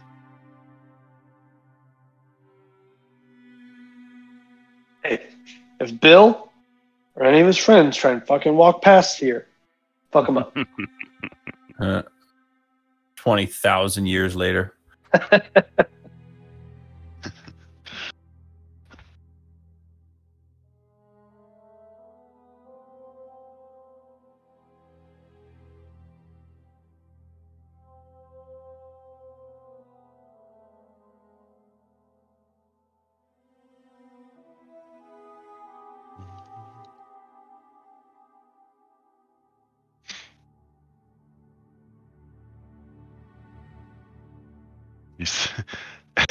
I couldn't help but ask where the comedy was in the show, Jordan. I know. I was texting with Paul a little bit, and he was like, I think it's going to be funny. He said the hardest job is going to be managing Cameron. And he actually said it's going to be the most challenging. And I was like, challenging meaning difficult? And he was like, yes, probably, 100%. Yeah. I was actually quite excited when they initially talked about it because Justin was going to be the NPC. Yeah. And now Justin is not going to be the NPC. Yeah. So I anticipate it's just going to be like I still haven't seen a script. I've seen the mad scrawlings of a psychopath. Yeah. You know? Like, so supposedly there's a script somewhere that now exists that I don't know. Like, am I reading just a little bit of narrative and then he's doing the rest? Is he an NPC now? He is running all of the NPCs. Good Lord. So it's like Dadbot, but more unhinged. And so I truly don't know what my role is. Yeah. But like, at that point, why isn't he just your role? right. That's what I'm saying. All right. So we're back. Tell her to stop sneaking out the window. Yeah, not that kind of drama. What are we Alright, doing? so you do now have your 100 feet of rope is now many pieces of not 100 feet. Yep. Yeah, I've already deleted it from my inventory. I want to So, say my rope was tied yeah. around Vrosh, and then me and whoever What's up? else. I was tied to Vrosh, and no one else in front of him. So I should have maybe 25 feet of rope left, ish. But small points. Let's keep going. Alright, so you continue out of this cavern, and it opens up again, and you kind of come down through some narrow tunnels, and then it opens up to a wide, expansive room that has various stone pathways and bridges crisscrossing all over the place. You find yourselves again, after going over a number of these and across some ledges, you find yourselves again kind of crossing over a narrow but high ledge, seemingly finally coming to the other side of this large cavern. The steps here are perilous. The rocks are loose, and you are having to kind of go through this area again in a single file. Are you just going to kind of maintain the filing that you guys had previously, more or less? I see no reason to change it. Okay. Stool still kind of riding on Prince Durendil's head. Can I? I guess Brosh has Pebble that he's had like cast on almost constantly, right? Is that still going on? Up to you guys, or up to him really, but he had to take his dog out. No, I'm Yes, back. Oh, okay. Yeah, So I have it as long as Cars is casting it for me, although, I can just close my fist around it to put it. Yes.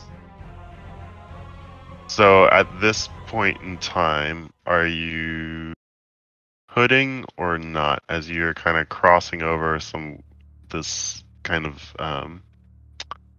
perilous edge. My personal preference is, unless it distracts the others, I would prefer to be able to see where I'm going. So I would 100% take the light. Yeah. Yeah, for sure. Okay. All right. So then, as you guys are kind of moving along, you're coming almost to the halfway across this ledge. I need someone to roll a d8. Actually, 2 people to roll a d8, please. I did the last one. All right, I'll take one of them. Am I allowed to ask what it's for? A 5. 5. Okay. I mean, I can do it. I don't know. It doesn't. Yeah, do it. Come on. Roll it, bitch. Fuck. You guys are walking along this edge as all of a sudden you see 2 creatures drop off of this cliff. Let me give you some light. Gosh. Oh god, this is scary. One on Prince actually would be on top of Stool because he's on top of Prince Drotar's head. So this creature drops down on top of Stool, and this one on top of Jim Jar. Rel. And let's boink.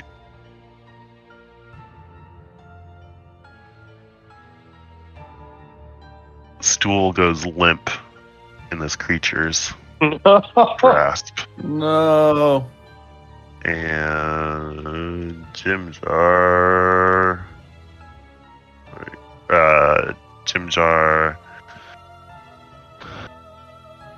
needs to make a con save. And everybody can go ahead and so you remove all turns. Player can roll initiative. I'll take the first one. Oh, Nice no. boy. Oops, sorry, I accidentally double rolled.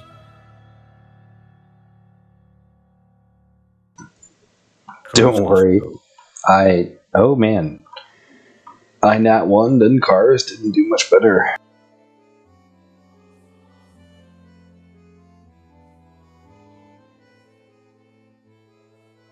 Have we taken a long rest? Nope. Same day. Cool. I You thought, guys got lost. I feel like our marching order got really messed up, but I don't know how much that matters. Huh? How did it get messed up? Exactly the same as it was. Oh, I think we're going southbound. we're going, rather yeah, than- we're going the other way. Yeah. You're looking at it as we're going northbound. Yes. Yep. Nah, that's what confused me. I just thought Cars was in the actual front, not Seraph, but no big deal. Okay. Let's try to figure this out. All right. Vrash. I don't suppose I can really reach. This ledge is too small and perilous to really advance properly. Yes. Yes. So you can go single file along this ledge. All right. Tell you what I'm going to do. I'm going to drop my initiative to 1. Okay.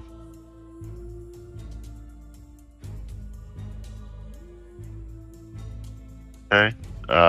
In that case, I mean, this one's going. Let's see, Perla grappled.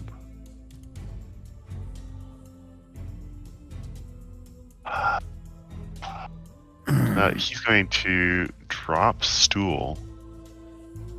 Prince Durendal will make a deck save to make sure stool doesn't fall. Alright, Prince Durendal grabs stool. I love Prince Durendal.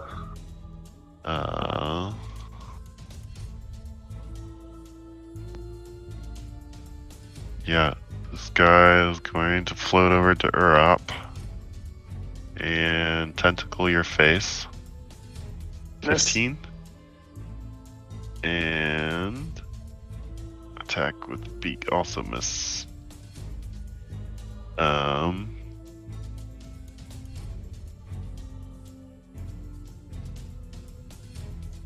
this guy is going to keep it. See, Jim Jar got tentacled by it, so he is now going to get beaked.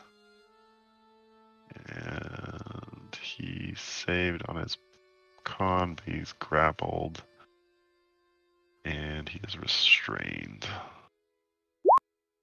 So, but that still misses. Kind of moves out of the way. He is going to go ahead and pull out his short sword and start stabbing at this thing. But at disadvantage,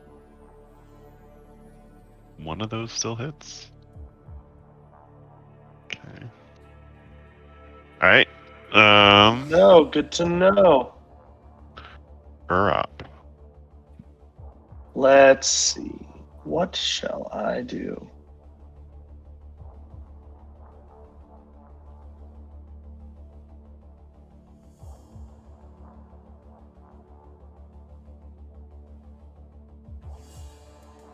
I'm going to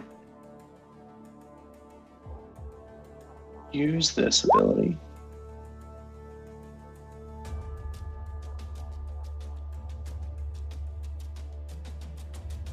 Sorry, I didn't click the right thing, did I? I meant to click this. Sorry.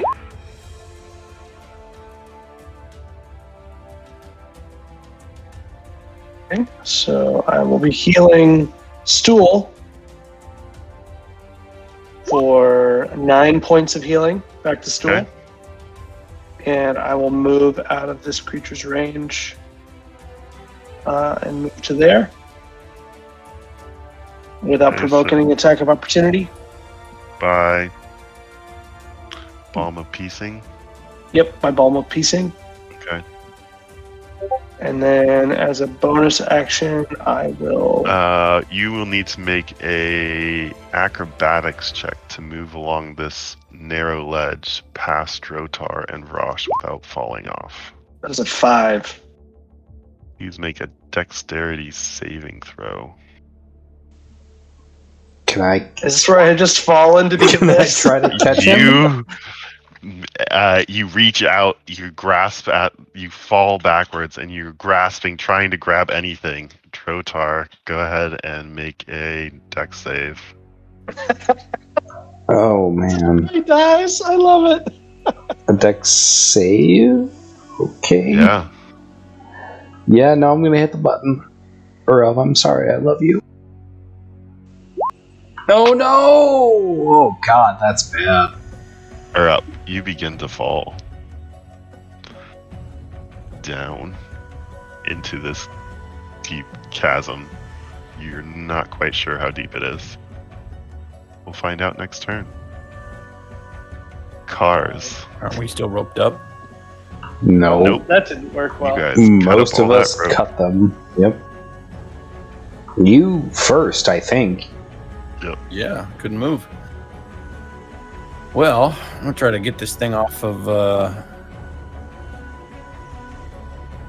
Gnitnop in front of me. Okay. Go ahead and make an attack at it. Don't move. Hold still. This is a miss. That's all I got. Alright. Drotar. Urab is way down, right? He is.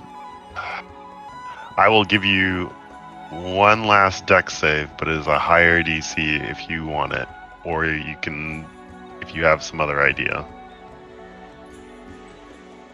I mean, all I've got, I guess it's, I don't know how many feet of rope I've got left after cutting myself away from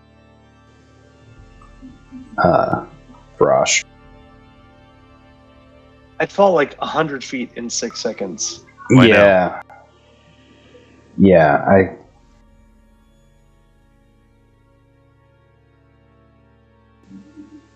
I feel like I have to try the deck save. I Go mean, for it. it can't be worse than 2 nat 1s, right? We'll see. Could be 4 now. Tickles, why? Is this to, like, catch Urab as he's going down? Find out.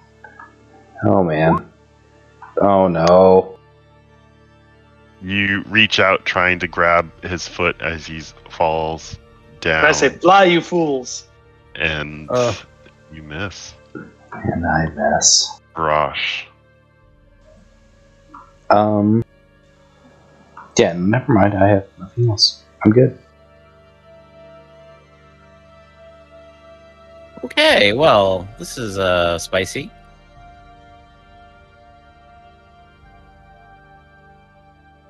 I'm gonna go ahead and rage.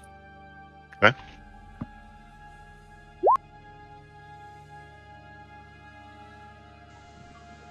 Is that a good wild surge? It is. Anybody that is within 10 feet of me gains +1 to their AC. Oh, I thought it was going to be Featherfall and be like, holy crap. I wish that it was. So And then I'm going to smash at this thing. Okay, go for it. Unfortunately, a 14. All right. That actually hits. 14. for 10 damage. You get a +1 AC as long as you're within 10 feet of me. Okay. It Like applies to everyone forever? Sweet. until my rage ends. That's awesome.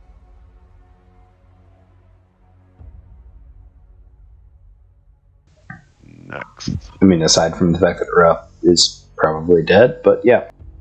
All right. As you hit this thing, it is going to float up. Oh, not stretch up. So it is about 10 feet above you. It's going to tentacly attack at you. That is a miss.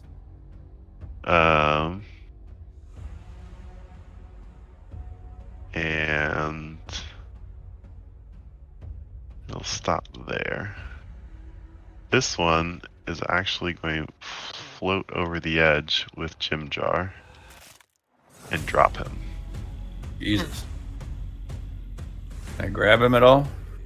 Sure. Go ahead and make a. You can use your reaction to try to grab him. Go ahead and make a dex save.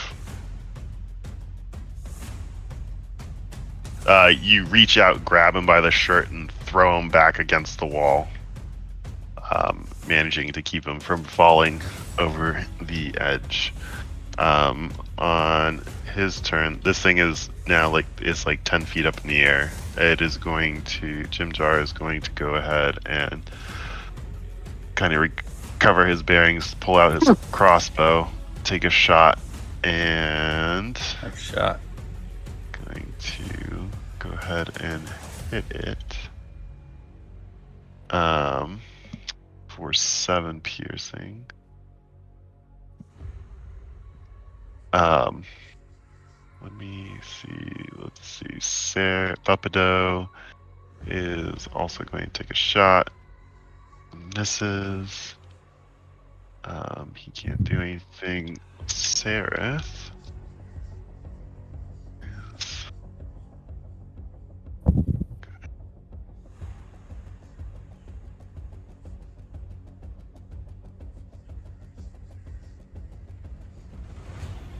Oh, I thought he would have had it. Well, oh well. Alright, he's going to also hand crossbow. For a 19 to hit. And I didn't roll damage. Alright, 4 points of damage at this thing. Alright, Urop. You fall. Let's go. Take How far do I fall? 100 feet. 10d6? Yeah. Just roll all ones. 35 points of damage. I am dead? Unconscious? Unconscious. Unconscious at the bottom of a lightless pit. Unless it's double your It is health. not. It was close, but it was not. Cars. Try to hit this damn thing. Is it within reach? It is 10 feet in the air. Okay. In that case, I will firebolt its behind. Do it. It's a cantrip. Yep. I can do it all day long. Yep. Firebolt. The 8 definitely hits. 5 points. Okay.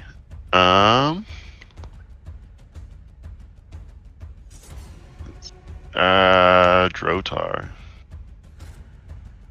Fire seems semi-effective. It seems normally effective, not Okay. any more or any less. Yeah. Is it as long as the thing's like reacting painfully? Yes. Okay. It is not happy.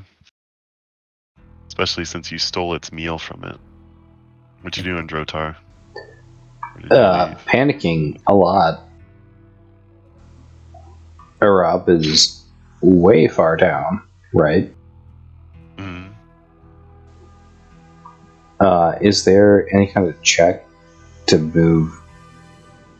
Ah, shit. There's no unoccupied space on this ledge.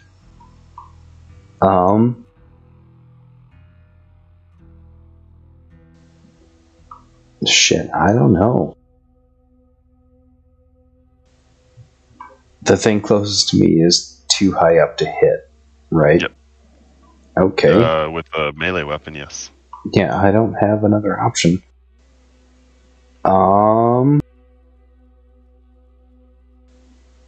Yeah, I'm just gonna, I guess, hold an attack if it gets close enough, and that's my turn. Okay.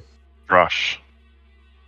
All right, I will switch to my hand crossbow. Not very proficient at it, but I will take a shot at the one directly to my west. Okay. 15. That definitely hits. 3. Okay. And I can't do anything else at the moment, so on my turn there. Alright, it will go ahead and attack you with tentacles for an 11, which misses. It will also go after the other one will go after you, Cars, with tentacles for a 13, which I believe misses. Swing and a miss. This one's going to float over to this side, still staying 10 feet in the air. This one's going to float over to here. Okay, Jim Jar, they're all going to go ahead and that hits for 3. That definitely hits. And also hits. Alright, so 12 points. Yeah, this one's looking rough. Alright. They appear to be moving down towards the bottom of this cavern. Or up. Death saving throw, please. They're still like they're moving over to like away from the ledge, but down like over. They're still 10 feet up in the air, above your heads, but like moving over towards here. That is a success. Cars. Firebolts again. Firebolt. I cast firebolt. Ugh. Just misses. Movement or anything? I can't really. Yeah. Drotar.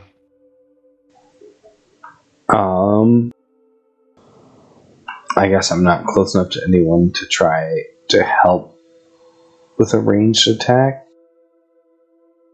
I mean, you could help give Frosh the help. Or I guess you could give him the help action. That's all I got. Yep. Helping Brosh. I'm going to point out the one closest to Urop and say, try to shoot that one. And, like, try to... But it's just the completion of attacks. It doesn't actually give him advantage. Oh, you can aid. Yeah, you can. So... But you have to... Can the I, creature has to be within 5 feet of you for you to give the help action and give him advantage. Oh. So you can't. Alright, then I will do nothing. Frosh makes a shot. Nothing. That's a flail, not a crossbow. Oh, that is a flail. My bad. That is a flail. Go ahead. Make the crossbow would actually be a worse roll because I would have a -2, so that would be a 6 instead.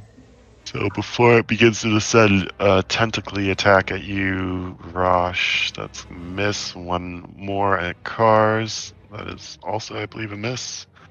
And they are going to drop so that they are now 20 feet below this ledge here.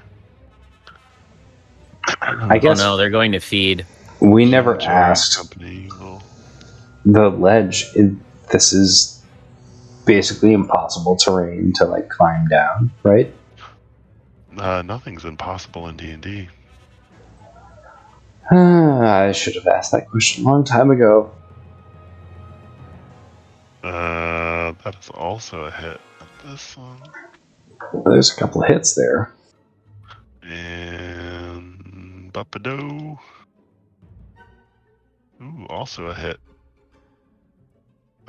This one, like, you see this one kind of like falter in the air down here as it continues down, as those last few shots hit it. Looks pretty beat up. Death saving throw, please.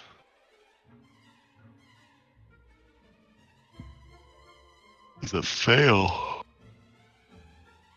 Cars. Firebolt. Okay. Oh, Jesus. Hits. One. I just scorched them. Drotar. Moving anything, cars? Nah, I can't go anywhere. How far down is he? They're 20 feet down. 20? About, yeah.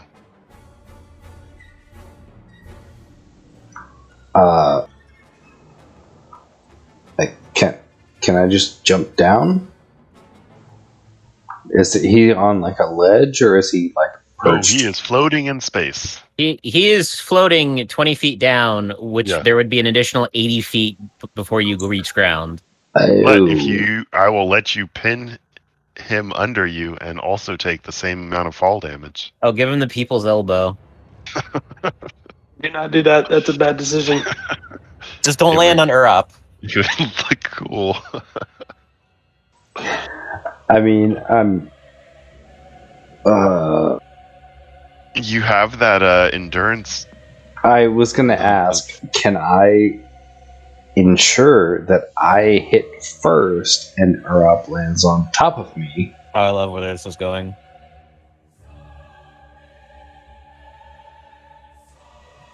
Is that possible? Have you used it? Not today. I mean, it's still active, right?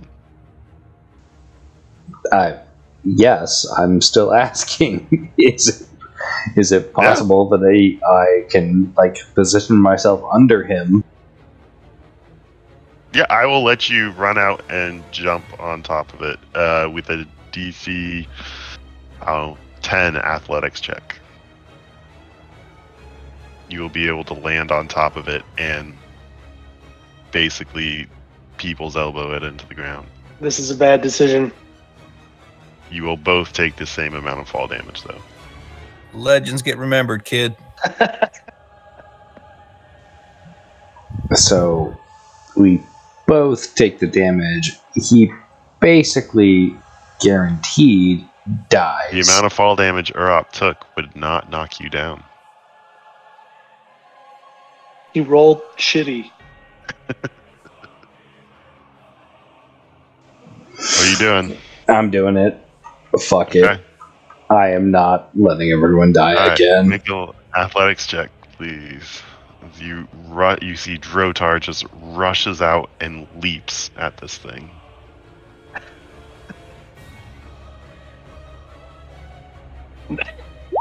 Actually, it is. Now the music fits.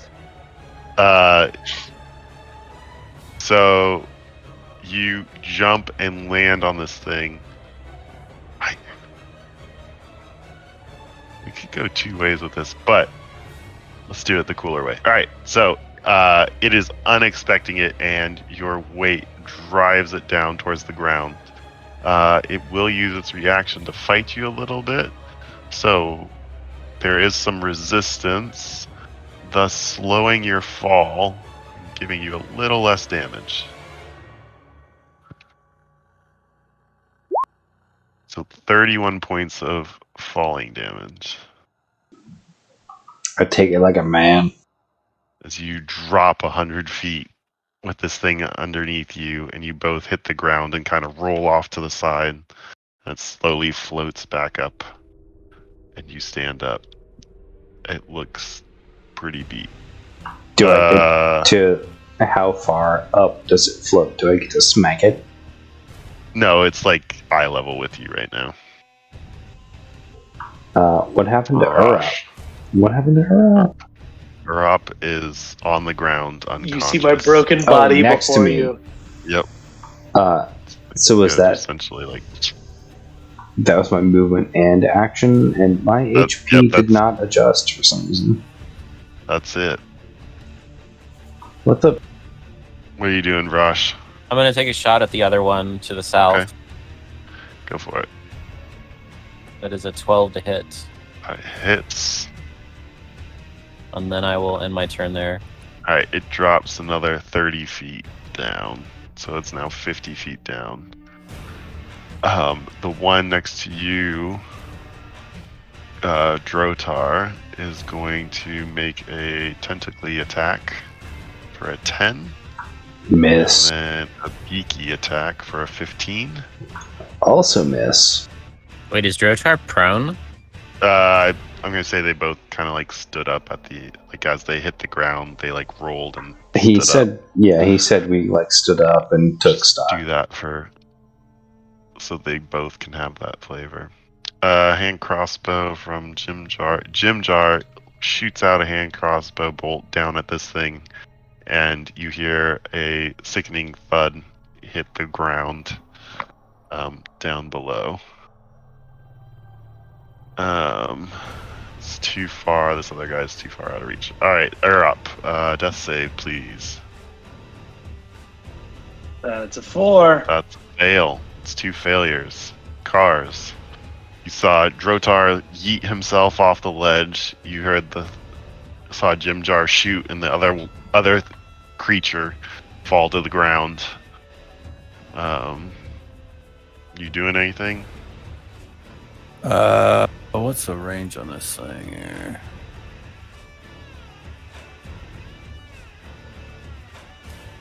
"120 feet. So if I can see him. He's you can just barely make him out. So he's got a little bit of a AC bump from having partial cover. But you can see him to take the shot. Huzzah.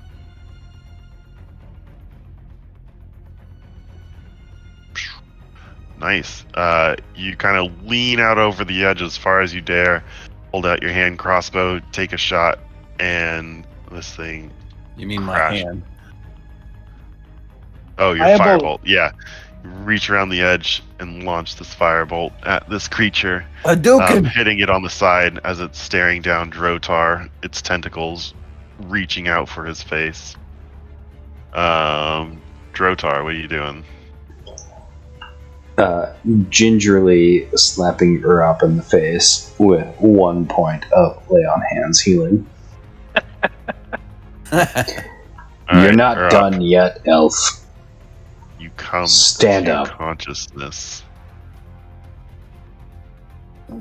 Jesus. My cat You're just jumped in my lap and scared the Jesus out of me. You are at Perfect timing. the base of 100-foot cliff, and you are somehow not dead, though badly bruised. Please, let's not do that again. What are you guys doing down there? I'm going to sit up and I'm going to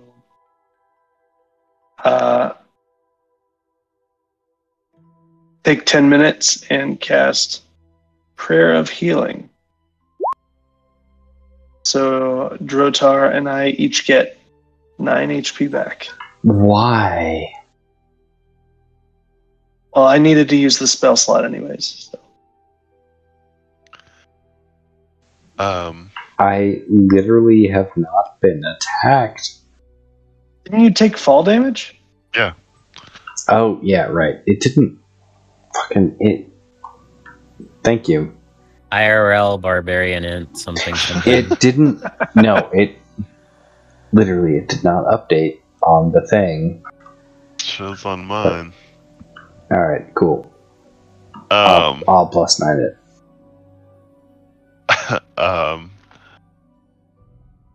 Anyway, do you guys have a combined 100 feet of rope?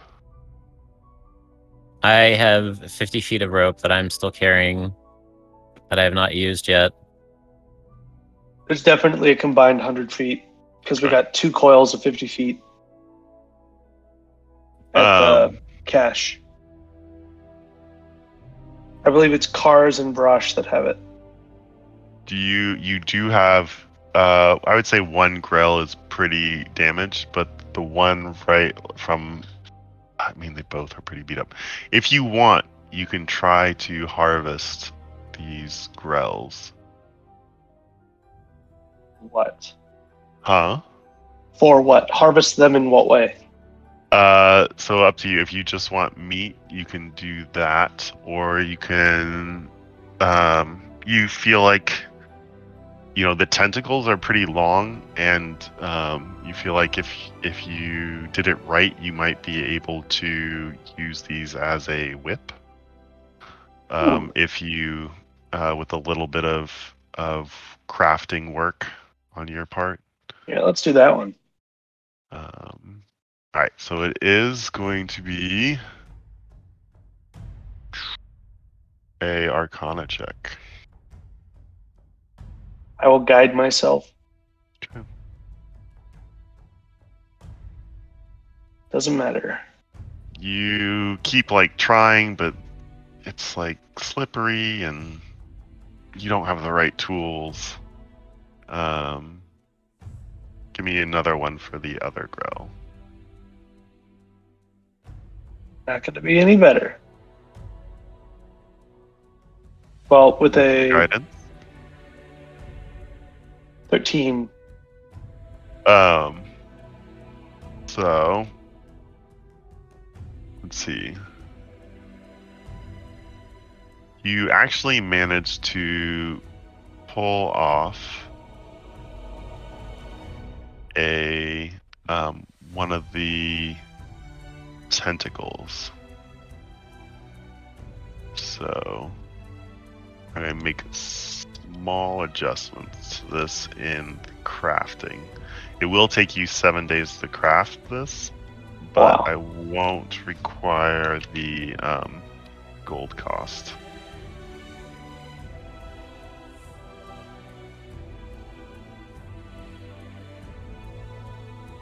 You also managed to, in that crafting, you managed to get one chunk of grell meat.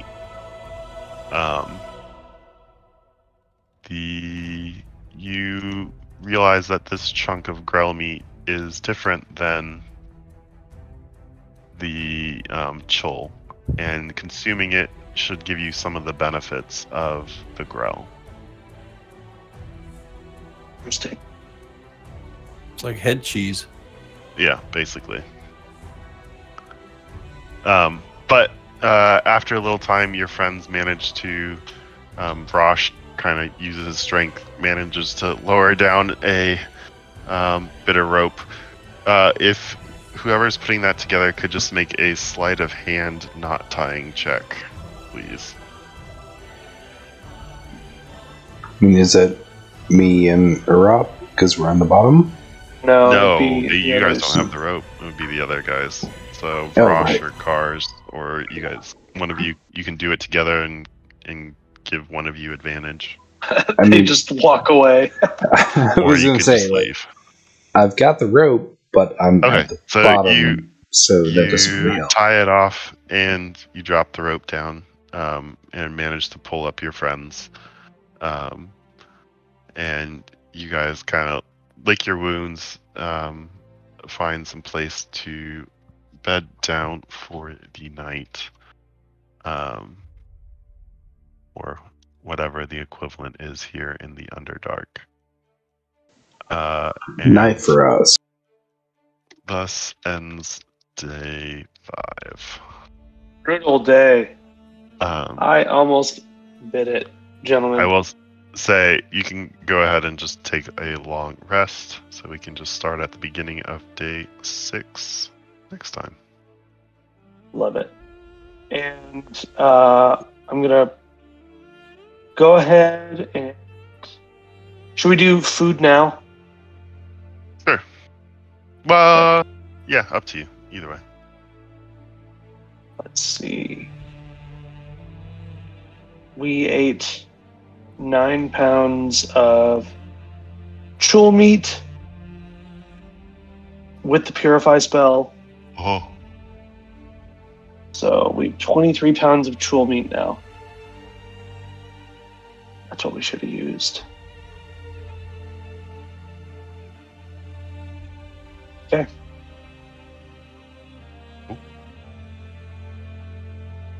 All right. Thanks, everybody. Level up? Nope. Oh, man. It was worth a shot. Nope, not yet. Only if every single person had peopled elbowed off the edge of the cliff could we have leveled up. I mean, I was thinking, like, with his fly speed, like, there is also like, if we hadn't already talked, there's potentially the option of just like grabbing onto it and floating down with it. But it's way cooler to people elbow it down, in my mind. But yeah, I mean, go to bed. Get better. See yeah. it. Good night. Thanks. Bye. Get rest. Good night. Good night. GG. I'm gonna stop recording now.